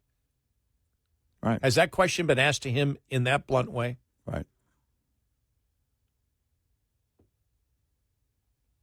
Because he keeps saying, I don't vote for them, I don't vote for them, I don't vote for them. You and I can tell you exactly why we voted for Trump and why we vote for Republican, and at the same time tell you specifically where we disagree with them. Right. And it's on issues. Yeah. And nobody has to ask us the question. We volunteer it. Bill Maher, still in some of these things, is in that gray area where I don't think, well, I mean, some of the transgender stuff is complete garbage, but some of it's, which part, Bill? Which part? Right. Explain which part. Right. Trying to walk that fence. Keep that ambiguous tone going. Exactly. And I'm trying to play it. Look, I can see both sides of it. Well, then tell us exactly what both sides are. Just don't say I can see both sides of it. What are the both sides? Right. Because you're saying there is middle ground. If you're saying that, where's that middle ground? 866-98 Red Eye. Get in touch with Red Eye Radio, toll free at 866-90 Red Eye.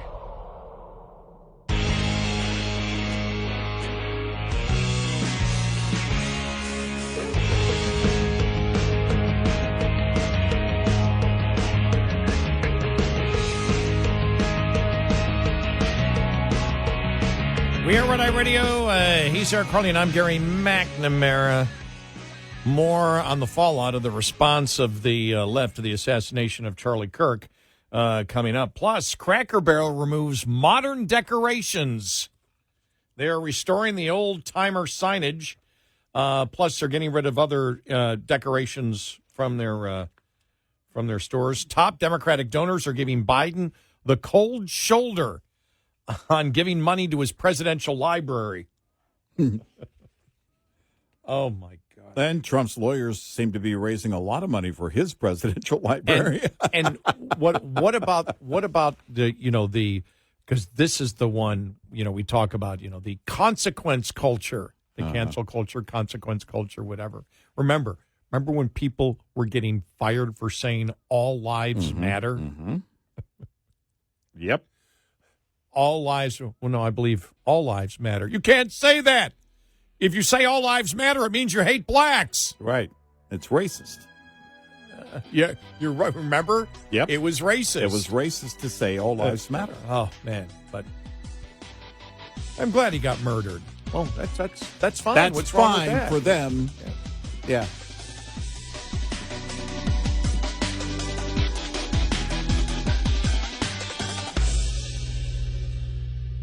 This is Red Eye Radio on Westwood One.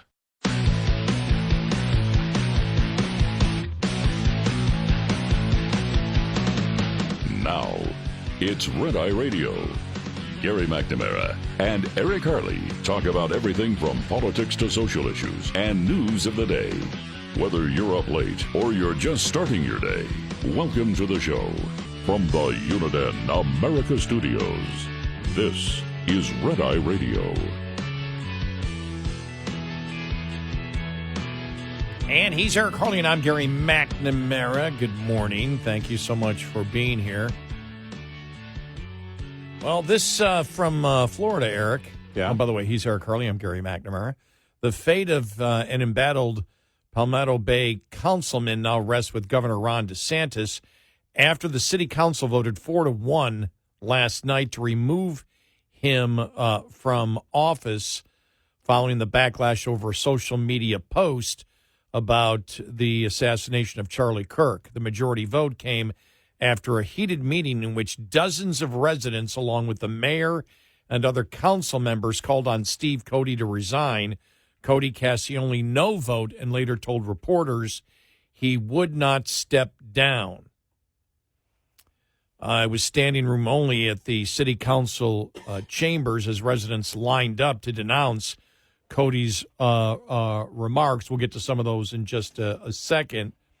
The outrage centered on a Facebook post Cody made after Kirk's assassination. The post read, quote, "Charlie Kirk is a fitting sacrifice to our lords Smith and Wesson, hallowed be thy names.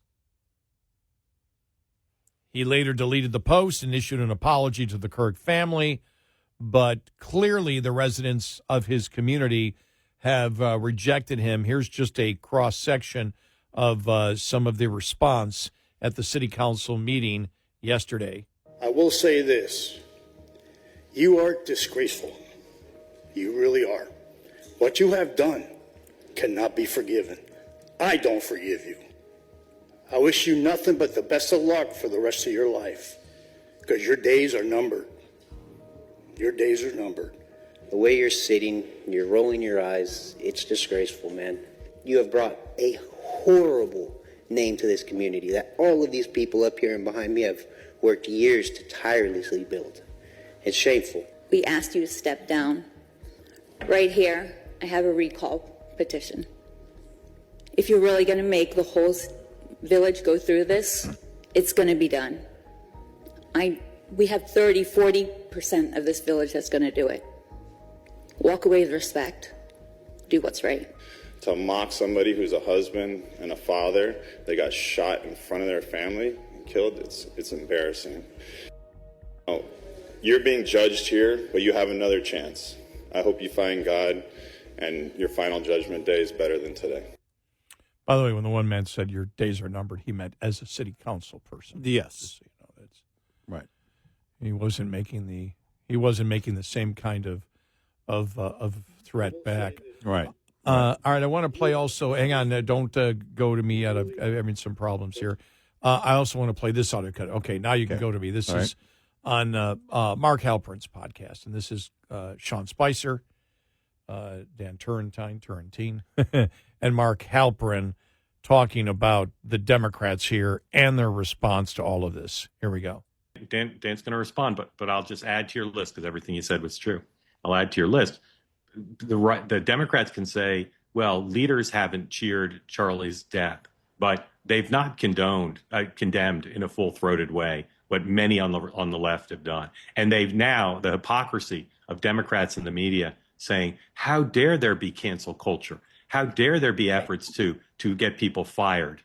The hypocrisy of that. Mark, but I watch these guys, to your point, like Chuck Todd sitting out there, we both need to take the temperature down. He has never once said a damn thing about anything when the right was being canceled for the last 8 years. And one last thing that I'll say on this. For 8 years, actually going on 10, if you think about this shooter, he's 22 now.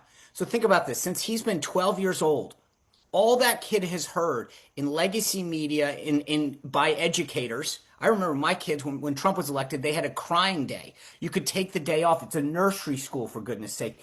We have been told that this side and our leaders pose an existential threat.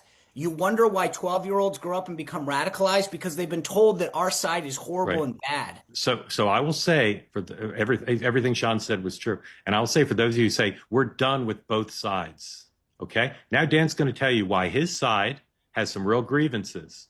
We're not saying they're identical.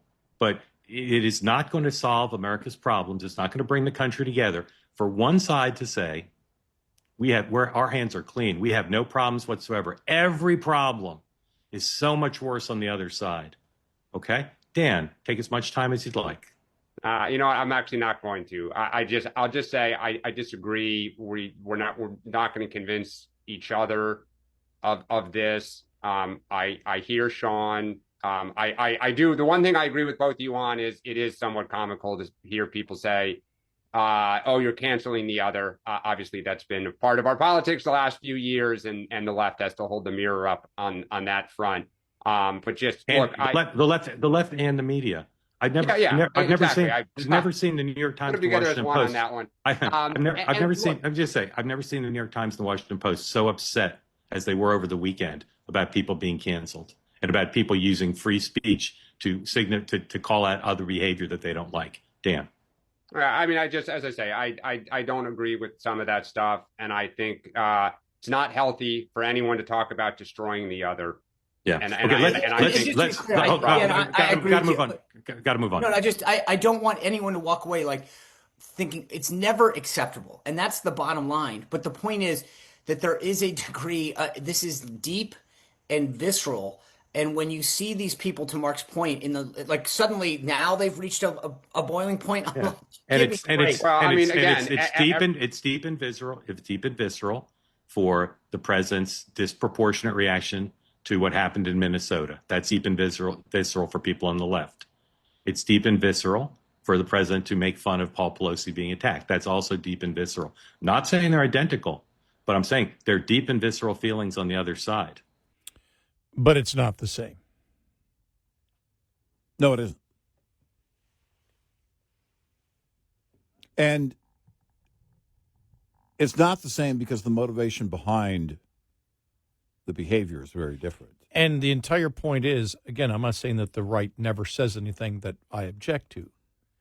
It's the fact that the majority, when there is something that happens that's horrible, conservatives will acknowledge it's horrible. Right. You know, and so when you say Republicans versus Democrats, I like to say liberals versus conservatives, because there are many people who will claim to be Republican that aren't conservative. Yeah. Right. But you have seen nothing. And it started with W. Well, remember, he was the first Nazi. Mm-hmm. This extreme language, not that there aren't insults thrown back and forth. There's been nothing in the history of me covering politics and paying attention to politics for a half century that has been like the demonization of Trump. Nothing. If Trump attacked back, even if it was wrong at times, I can understand it because of the way that he has been viciously railroaded or attempted to be railroaded by the Democrats and people inside the intelligence agencies and law enforcement. There's nothing in our history like what the Democrats did to him on Russia collusion. Nothing. And on the lawfare, there's nothing that compares to that on the right. You can't make that comparison at all. And so every person who was a part of both of those and everything else that was thrown at him felt like they were the hero. Yeah. The permission structure that was built for them to do that and believe that they would get away with it, not only get away with it, be hailed as heroes for doing it. And by the way, part of the evidence in that is Peter Strzok texting his girlfriend about the insurance policy. That's a level of comfort. You and I asked the questions on a number of these things. Why in the world is there such a paper trail? If you're doing something that's clearly wrong like this, why in the world is there such a paper trail? Oh, wait. Number one, they thought they would never be caught. Number two, they thought they'd be hailed as heroes. And all of this fallout from one thing, the truth, being exposed. And if you're going to, debate somebody, go at somebody verbally, people should know where you stand. People should know why that is. Well, the left has created, again, in building the fear as the motivator, a significant group of young individuals who know nothing else and don't have the skills to debate, because that was never the point in their teachings. Yeah, and I think Sean Spicer had it right when he talked about his son at nursery school. They had a crying day when Trump was elected. Yeah. By the way, I would probably pull my kid out of that school. Yeah. Sean, I don't know what happened and what he ended up doing there.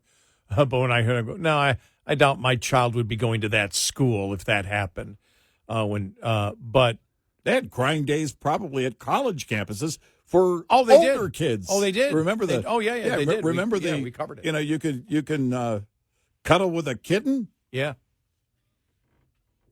That kind of thing, because this is what you've created. That's what indoctrination does. The world is coming after you. You're a victim for whatever reason, for multiple reasons. And anybody who opposes you at all, anybody you disagree with, is evil and is the worst threat imaginable. That's what they have built in the minds of these people. And believe it or not, the sanity was coming from Fetterman. Here's part of what he told CNN.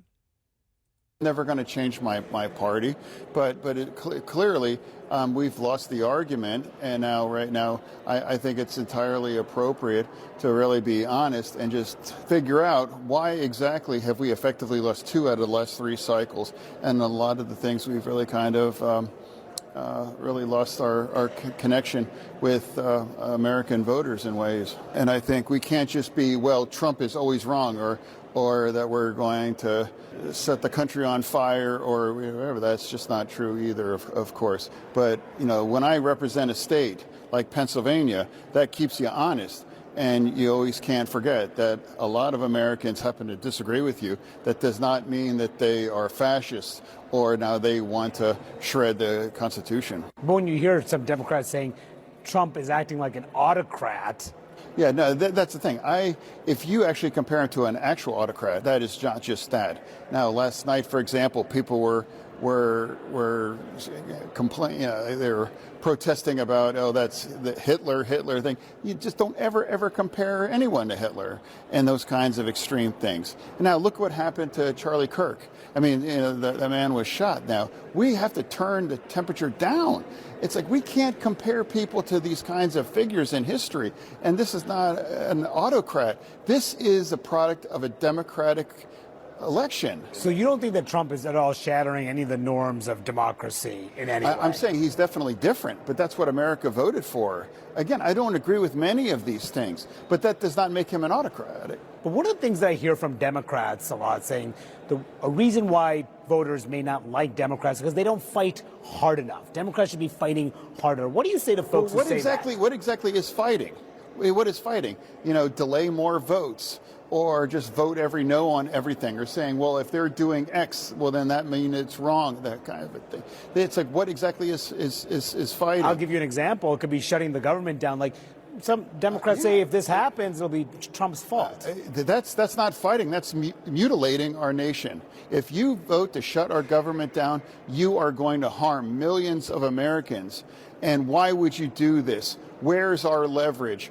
It was wrong. It was wrong for the Republicans to do that. Absolutely, that's true.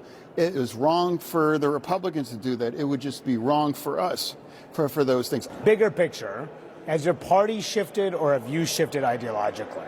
My party is acting in a way they have forgotten. They have forgotten one of the reasons why we lost in 2024. Some of the most extreme things were weaponized against that. And now some people think now we have to double down on those things, or we must become more progressive or more extreme. That's absolutely not true. As he said, Moore, it was a pretty long conversation. He said, stop calling Trump Hitler and a Nazi. Don't force a government shutdown to Democrats. Accept Trump's help on crime. Stand with Israel against radical Islam. Mandami does not reflect our party. So my question would be to Fetterman, why aren't you a Republican? Because well, again, those aren't going to happen. What's left? You know, he says, I won't be changing parties. You know, he starts out, that audio cut started out with that. Then what's left? Then where do you support your party? I know. The identity politics, right? The radical transgender movement, and is it only because, well, you're representing Pennsylvania and you don't think you can win as a Republican? Yeah.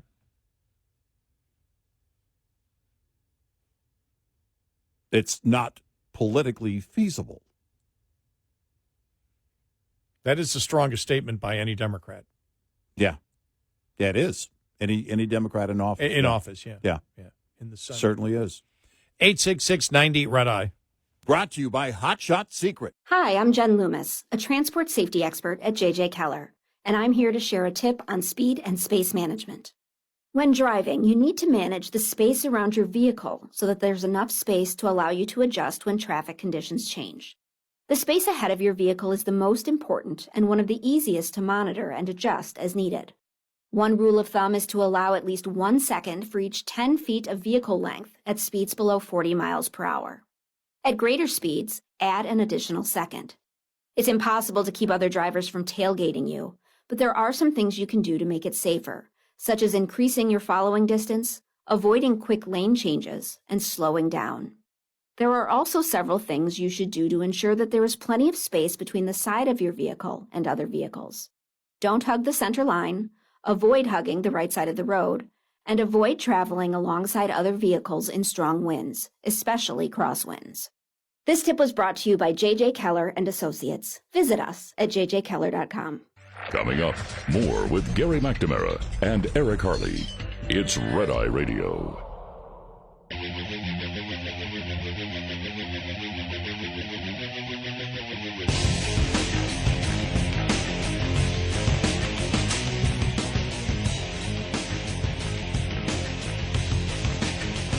We are Red Eye Radio. He is Eric Harley, and I'm Gary McNamara. I just think the thing that is fascinating, on everything that the left has lost in 2014, they keep pounding over and over again, whether it was crime. I saw, Pritzker talk about, you saw the illegal immigrant who tried to harm the ICE agent who ended up getting killed. Right. And he came out and said, well, see, there's a loss of life because of it, but didn't go into the explanation as to why there was a loss of life. Yeah. And it's just, when he does that, things like that, it's absolutely reprehensible. He said, we've seen a death on Friday as a result of ICE entering the communities. The death was an illegal alien who resisted arrest, fled, and hit and dragged an ICE agent with his car, forcing the agent to open fire. So Pritzker comes out, and this is part of the whole demonization. This is where you don't tell the truth in order to make it seem as if ICE is the Gestapo. Right. When actually it's the reverse. Right. Because Pritzker's comment, we've seen a death on Friday as a result of ICE entering communities. And doesn't tell the actual story. Right. The truth works against you.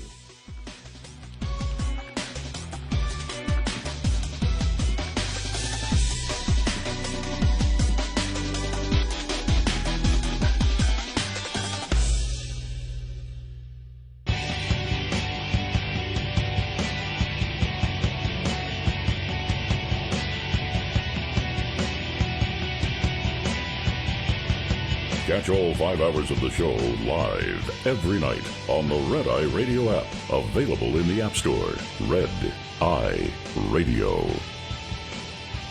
And he is Eric Harley, and I'm Gary McNamara. Good morning. Welcome. Download our Red Eye Radio app today. You can listen when and where you choose. Here's a headline. Top Democratic donors are giving Biden the cold shoulder on his presidential library. Wow. Joe Biden is having trouble finding funding, even with longtime donors and bundlers hesitant to chip in. Well, I'm going to guess that Lindy Lee doesn't want to chip in.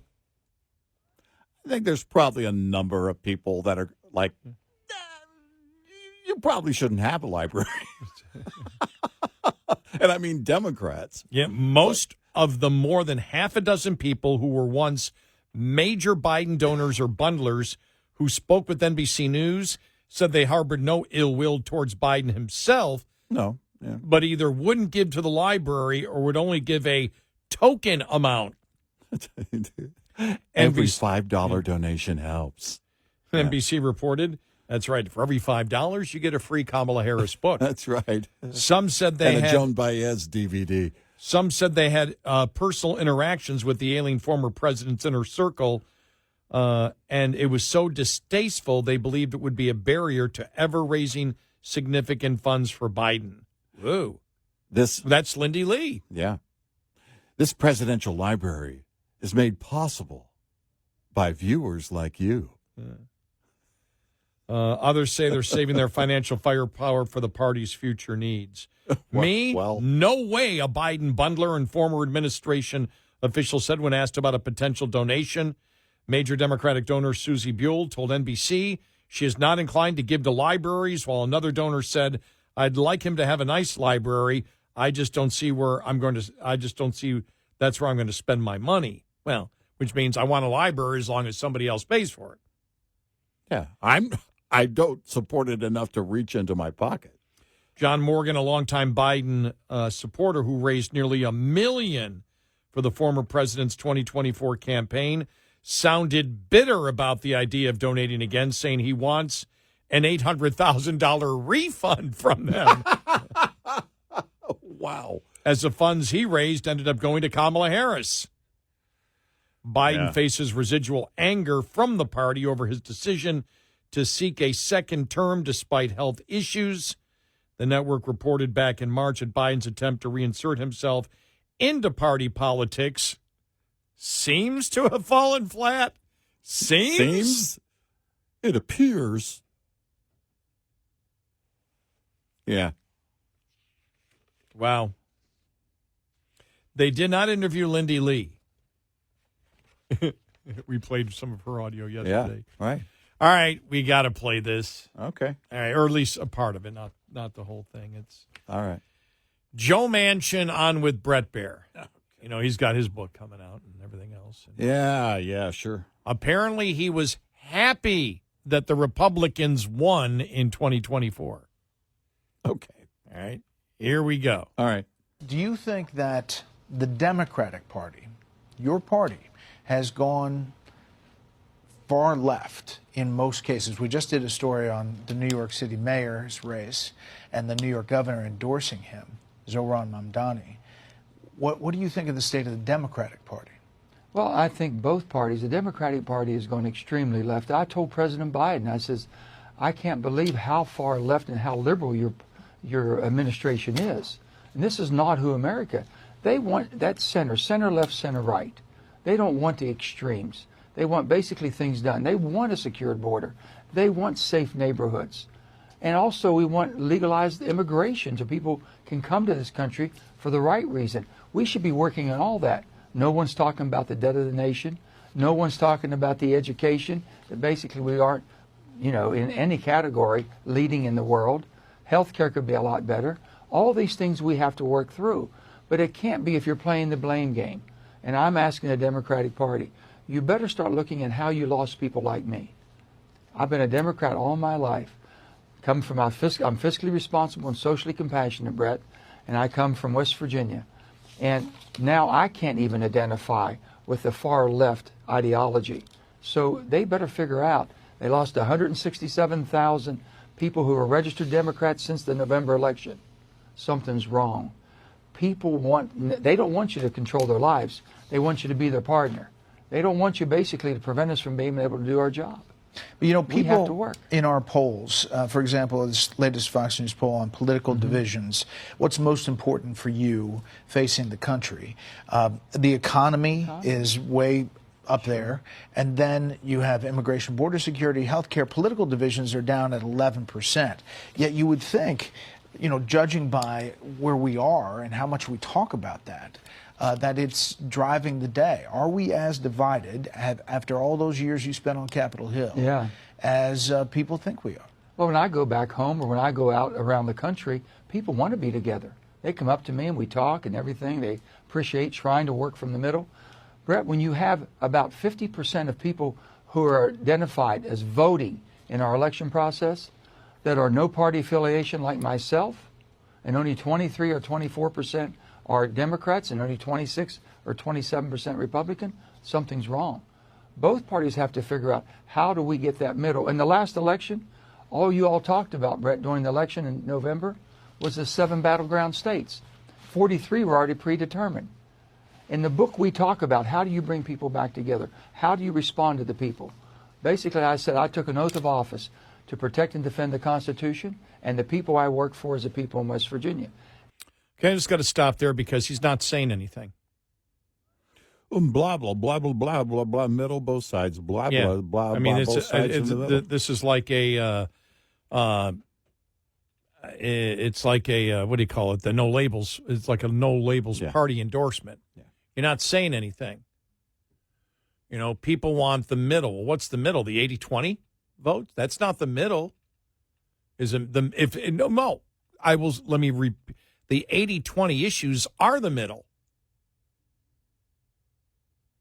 It's where the middle is. You just said it. People want the problem of crime solved. People want secure borders. Those are both 80-20 issues. The Democrats don't wish to do anything. The Democrats wish to defund the police. They want to prioritize criminals, and they want open borders. That's a Republican issue. He's trying to make it as an independent issue. That's a middle issue. Well, if it's a middle issue, then the Republican Party is the middle party. Those are the issues he brought up. He stated them. Yeah. Well, does anybody pay attention to what they say anymore and challenge them on the questions? Even Brett Baer didn't challenge him on those particular questions. Because if you're talking about those are 80-20 issues that the Republicans endorse. That doesn't need a new political party, or that doesn't need compromise, as he's trying to say from the middle. Yeah, right. God, it just drives me crazy. Well, again, it's this really tired approach. Blah, blah, blah, both sides, blah, blah, blah, blah, blah, the middle, blah, blah, blah, blah, blah, all the people, blah, blah, blah, blah, blah, blah. As soon as they start talking that way and not specifically on the issues, every single issue. Now, he did bring up debt, but the American public actually does not want to solve the debt problem. No. They say they do, but nobody wants any cuts to do so. And the American public, I don't know what they believe now, but a year ago, the American public believed that you could solve the debt problem in the United States by getting rid of wasteful spending and foreign aid. And we said at the time, no, they can't. No. And when even this administration came out, and when Elon Musk came out and said, we're going to save $2 trillion a year, and then it went down to $1 trillion a year, and then it kept going down, they actually got to the figure that you and I first said, well, if they could get to this figure, which was $100 billion, that would be a great accomplishment. And they seem to settle on $100 billion, except they're going to spend more than $100 billion, or the interest on the debt's going to eat that up. So it's not going to matter. Right. But we had said when they threw out $2 billion and $2 trillion and $1 trillion a year, we said they can't do it. No. You can't do it. And so, but the public, we said about Doge that the public wasn't screaming for it. We credit the Trump administration and Elon Musk for bringing it up, but it didn't go anywhere.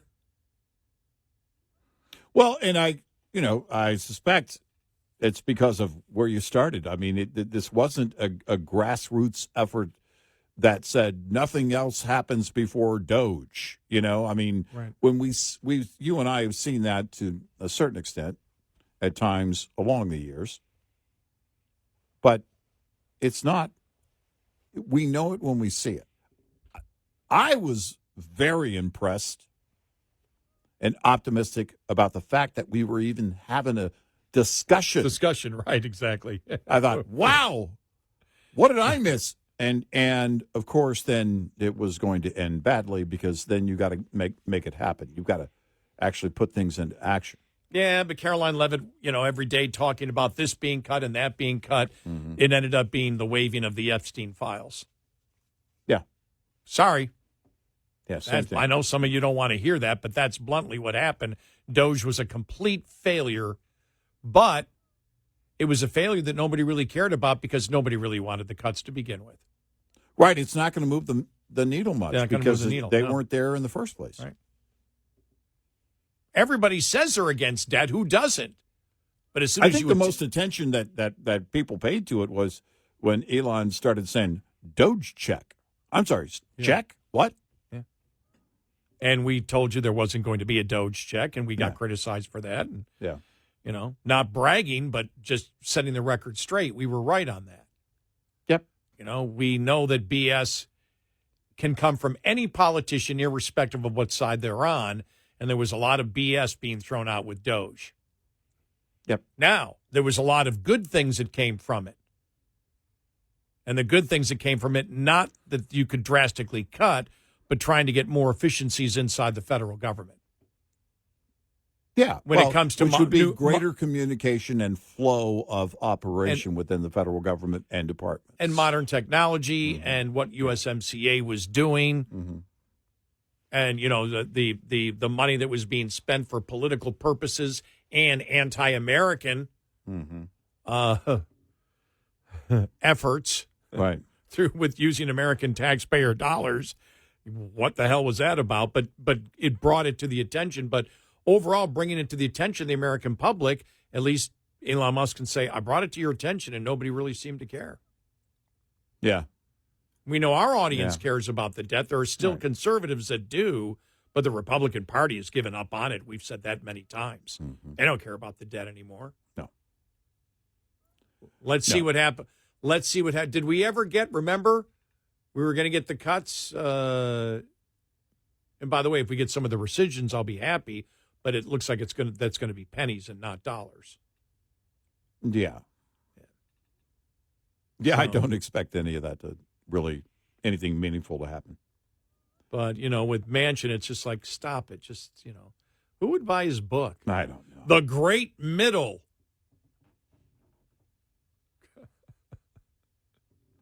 Blah, blah, blah, blah, blah, blah, blah. That's what it is. I mean, that's all it is. And I love it. It's just the banner.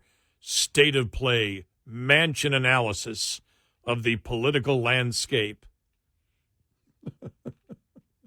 Oh, I see beneath it. Blah, blah, blah, blah, blah, blah, blah, blah, blah, blah, blah, blah, blah. There you go. Yeah, I don't know of anybody that was waiting for Joe Manchin to speak. I can't, sorry. I got to wait for Joe Manchin to tell me how it is. What will do better, his book or Kamala's? Ooh, that's a great question. Now, by do better, you mean sales, not sit in a corner in boxes that haven't been opened yet. Yes. Yeah. I mean, because there's all types of competitions and records to be broken.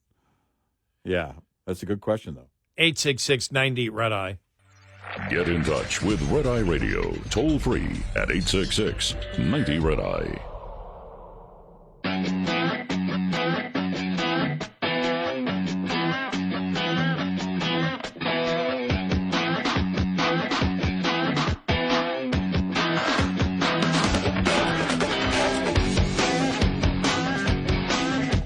Red Eye Radio. He's Eric Harley, and I'm Gary McNamara. Download our Red Eye Radio app today. Our show is a long time, 5 hours, and people miss portions of the show. And what we do after the show's over, an hour from now, is we record all 5 hours, and it becomes our podcast. And you can listen to whatever parts of the show you want. And if for some reason you cannot listen to one of our great radio stations live while the show is on, we also stream all 5 hours live on our Red Eye Radio app. And it's free. Yeah. Doesn't it's free. Cost you a thing. Just your time. That's all we ask for.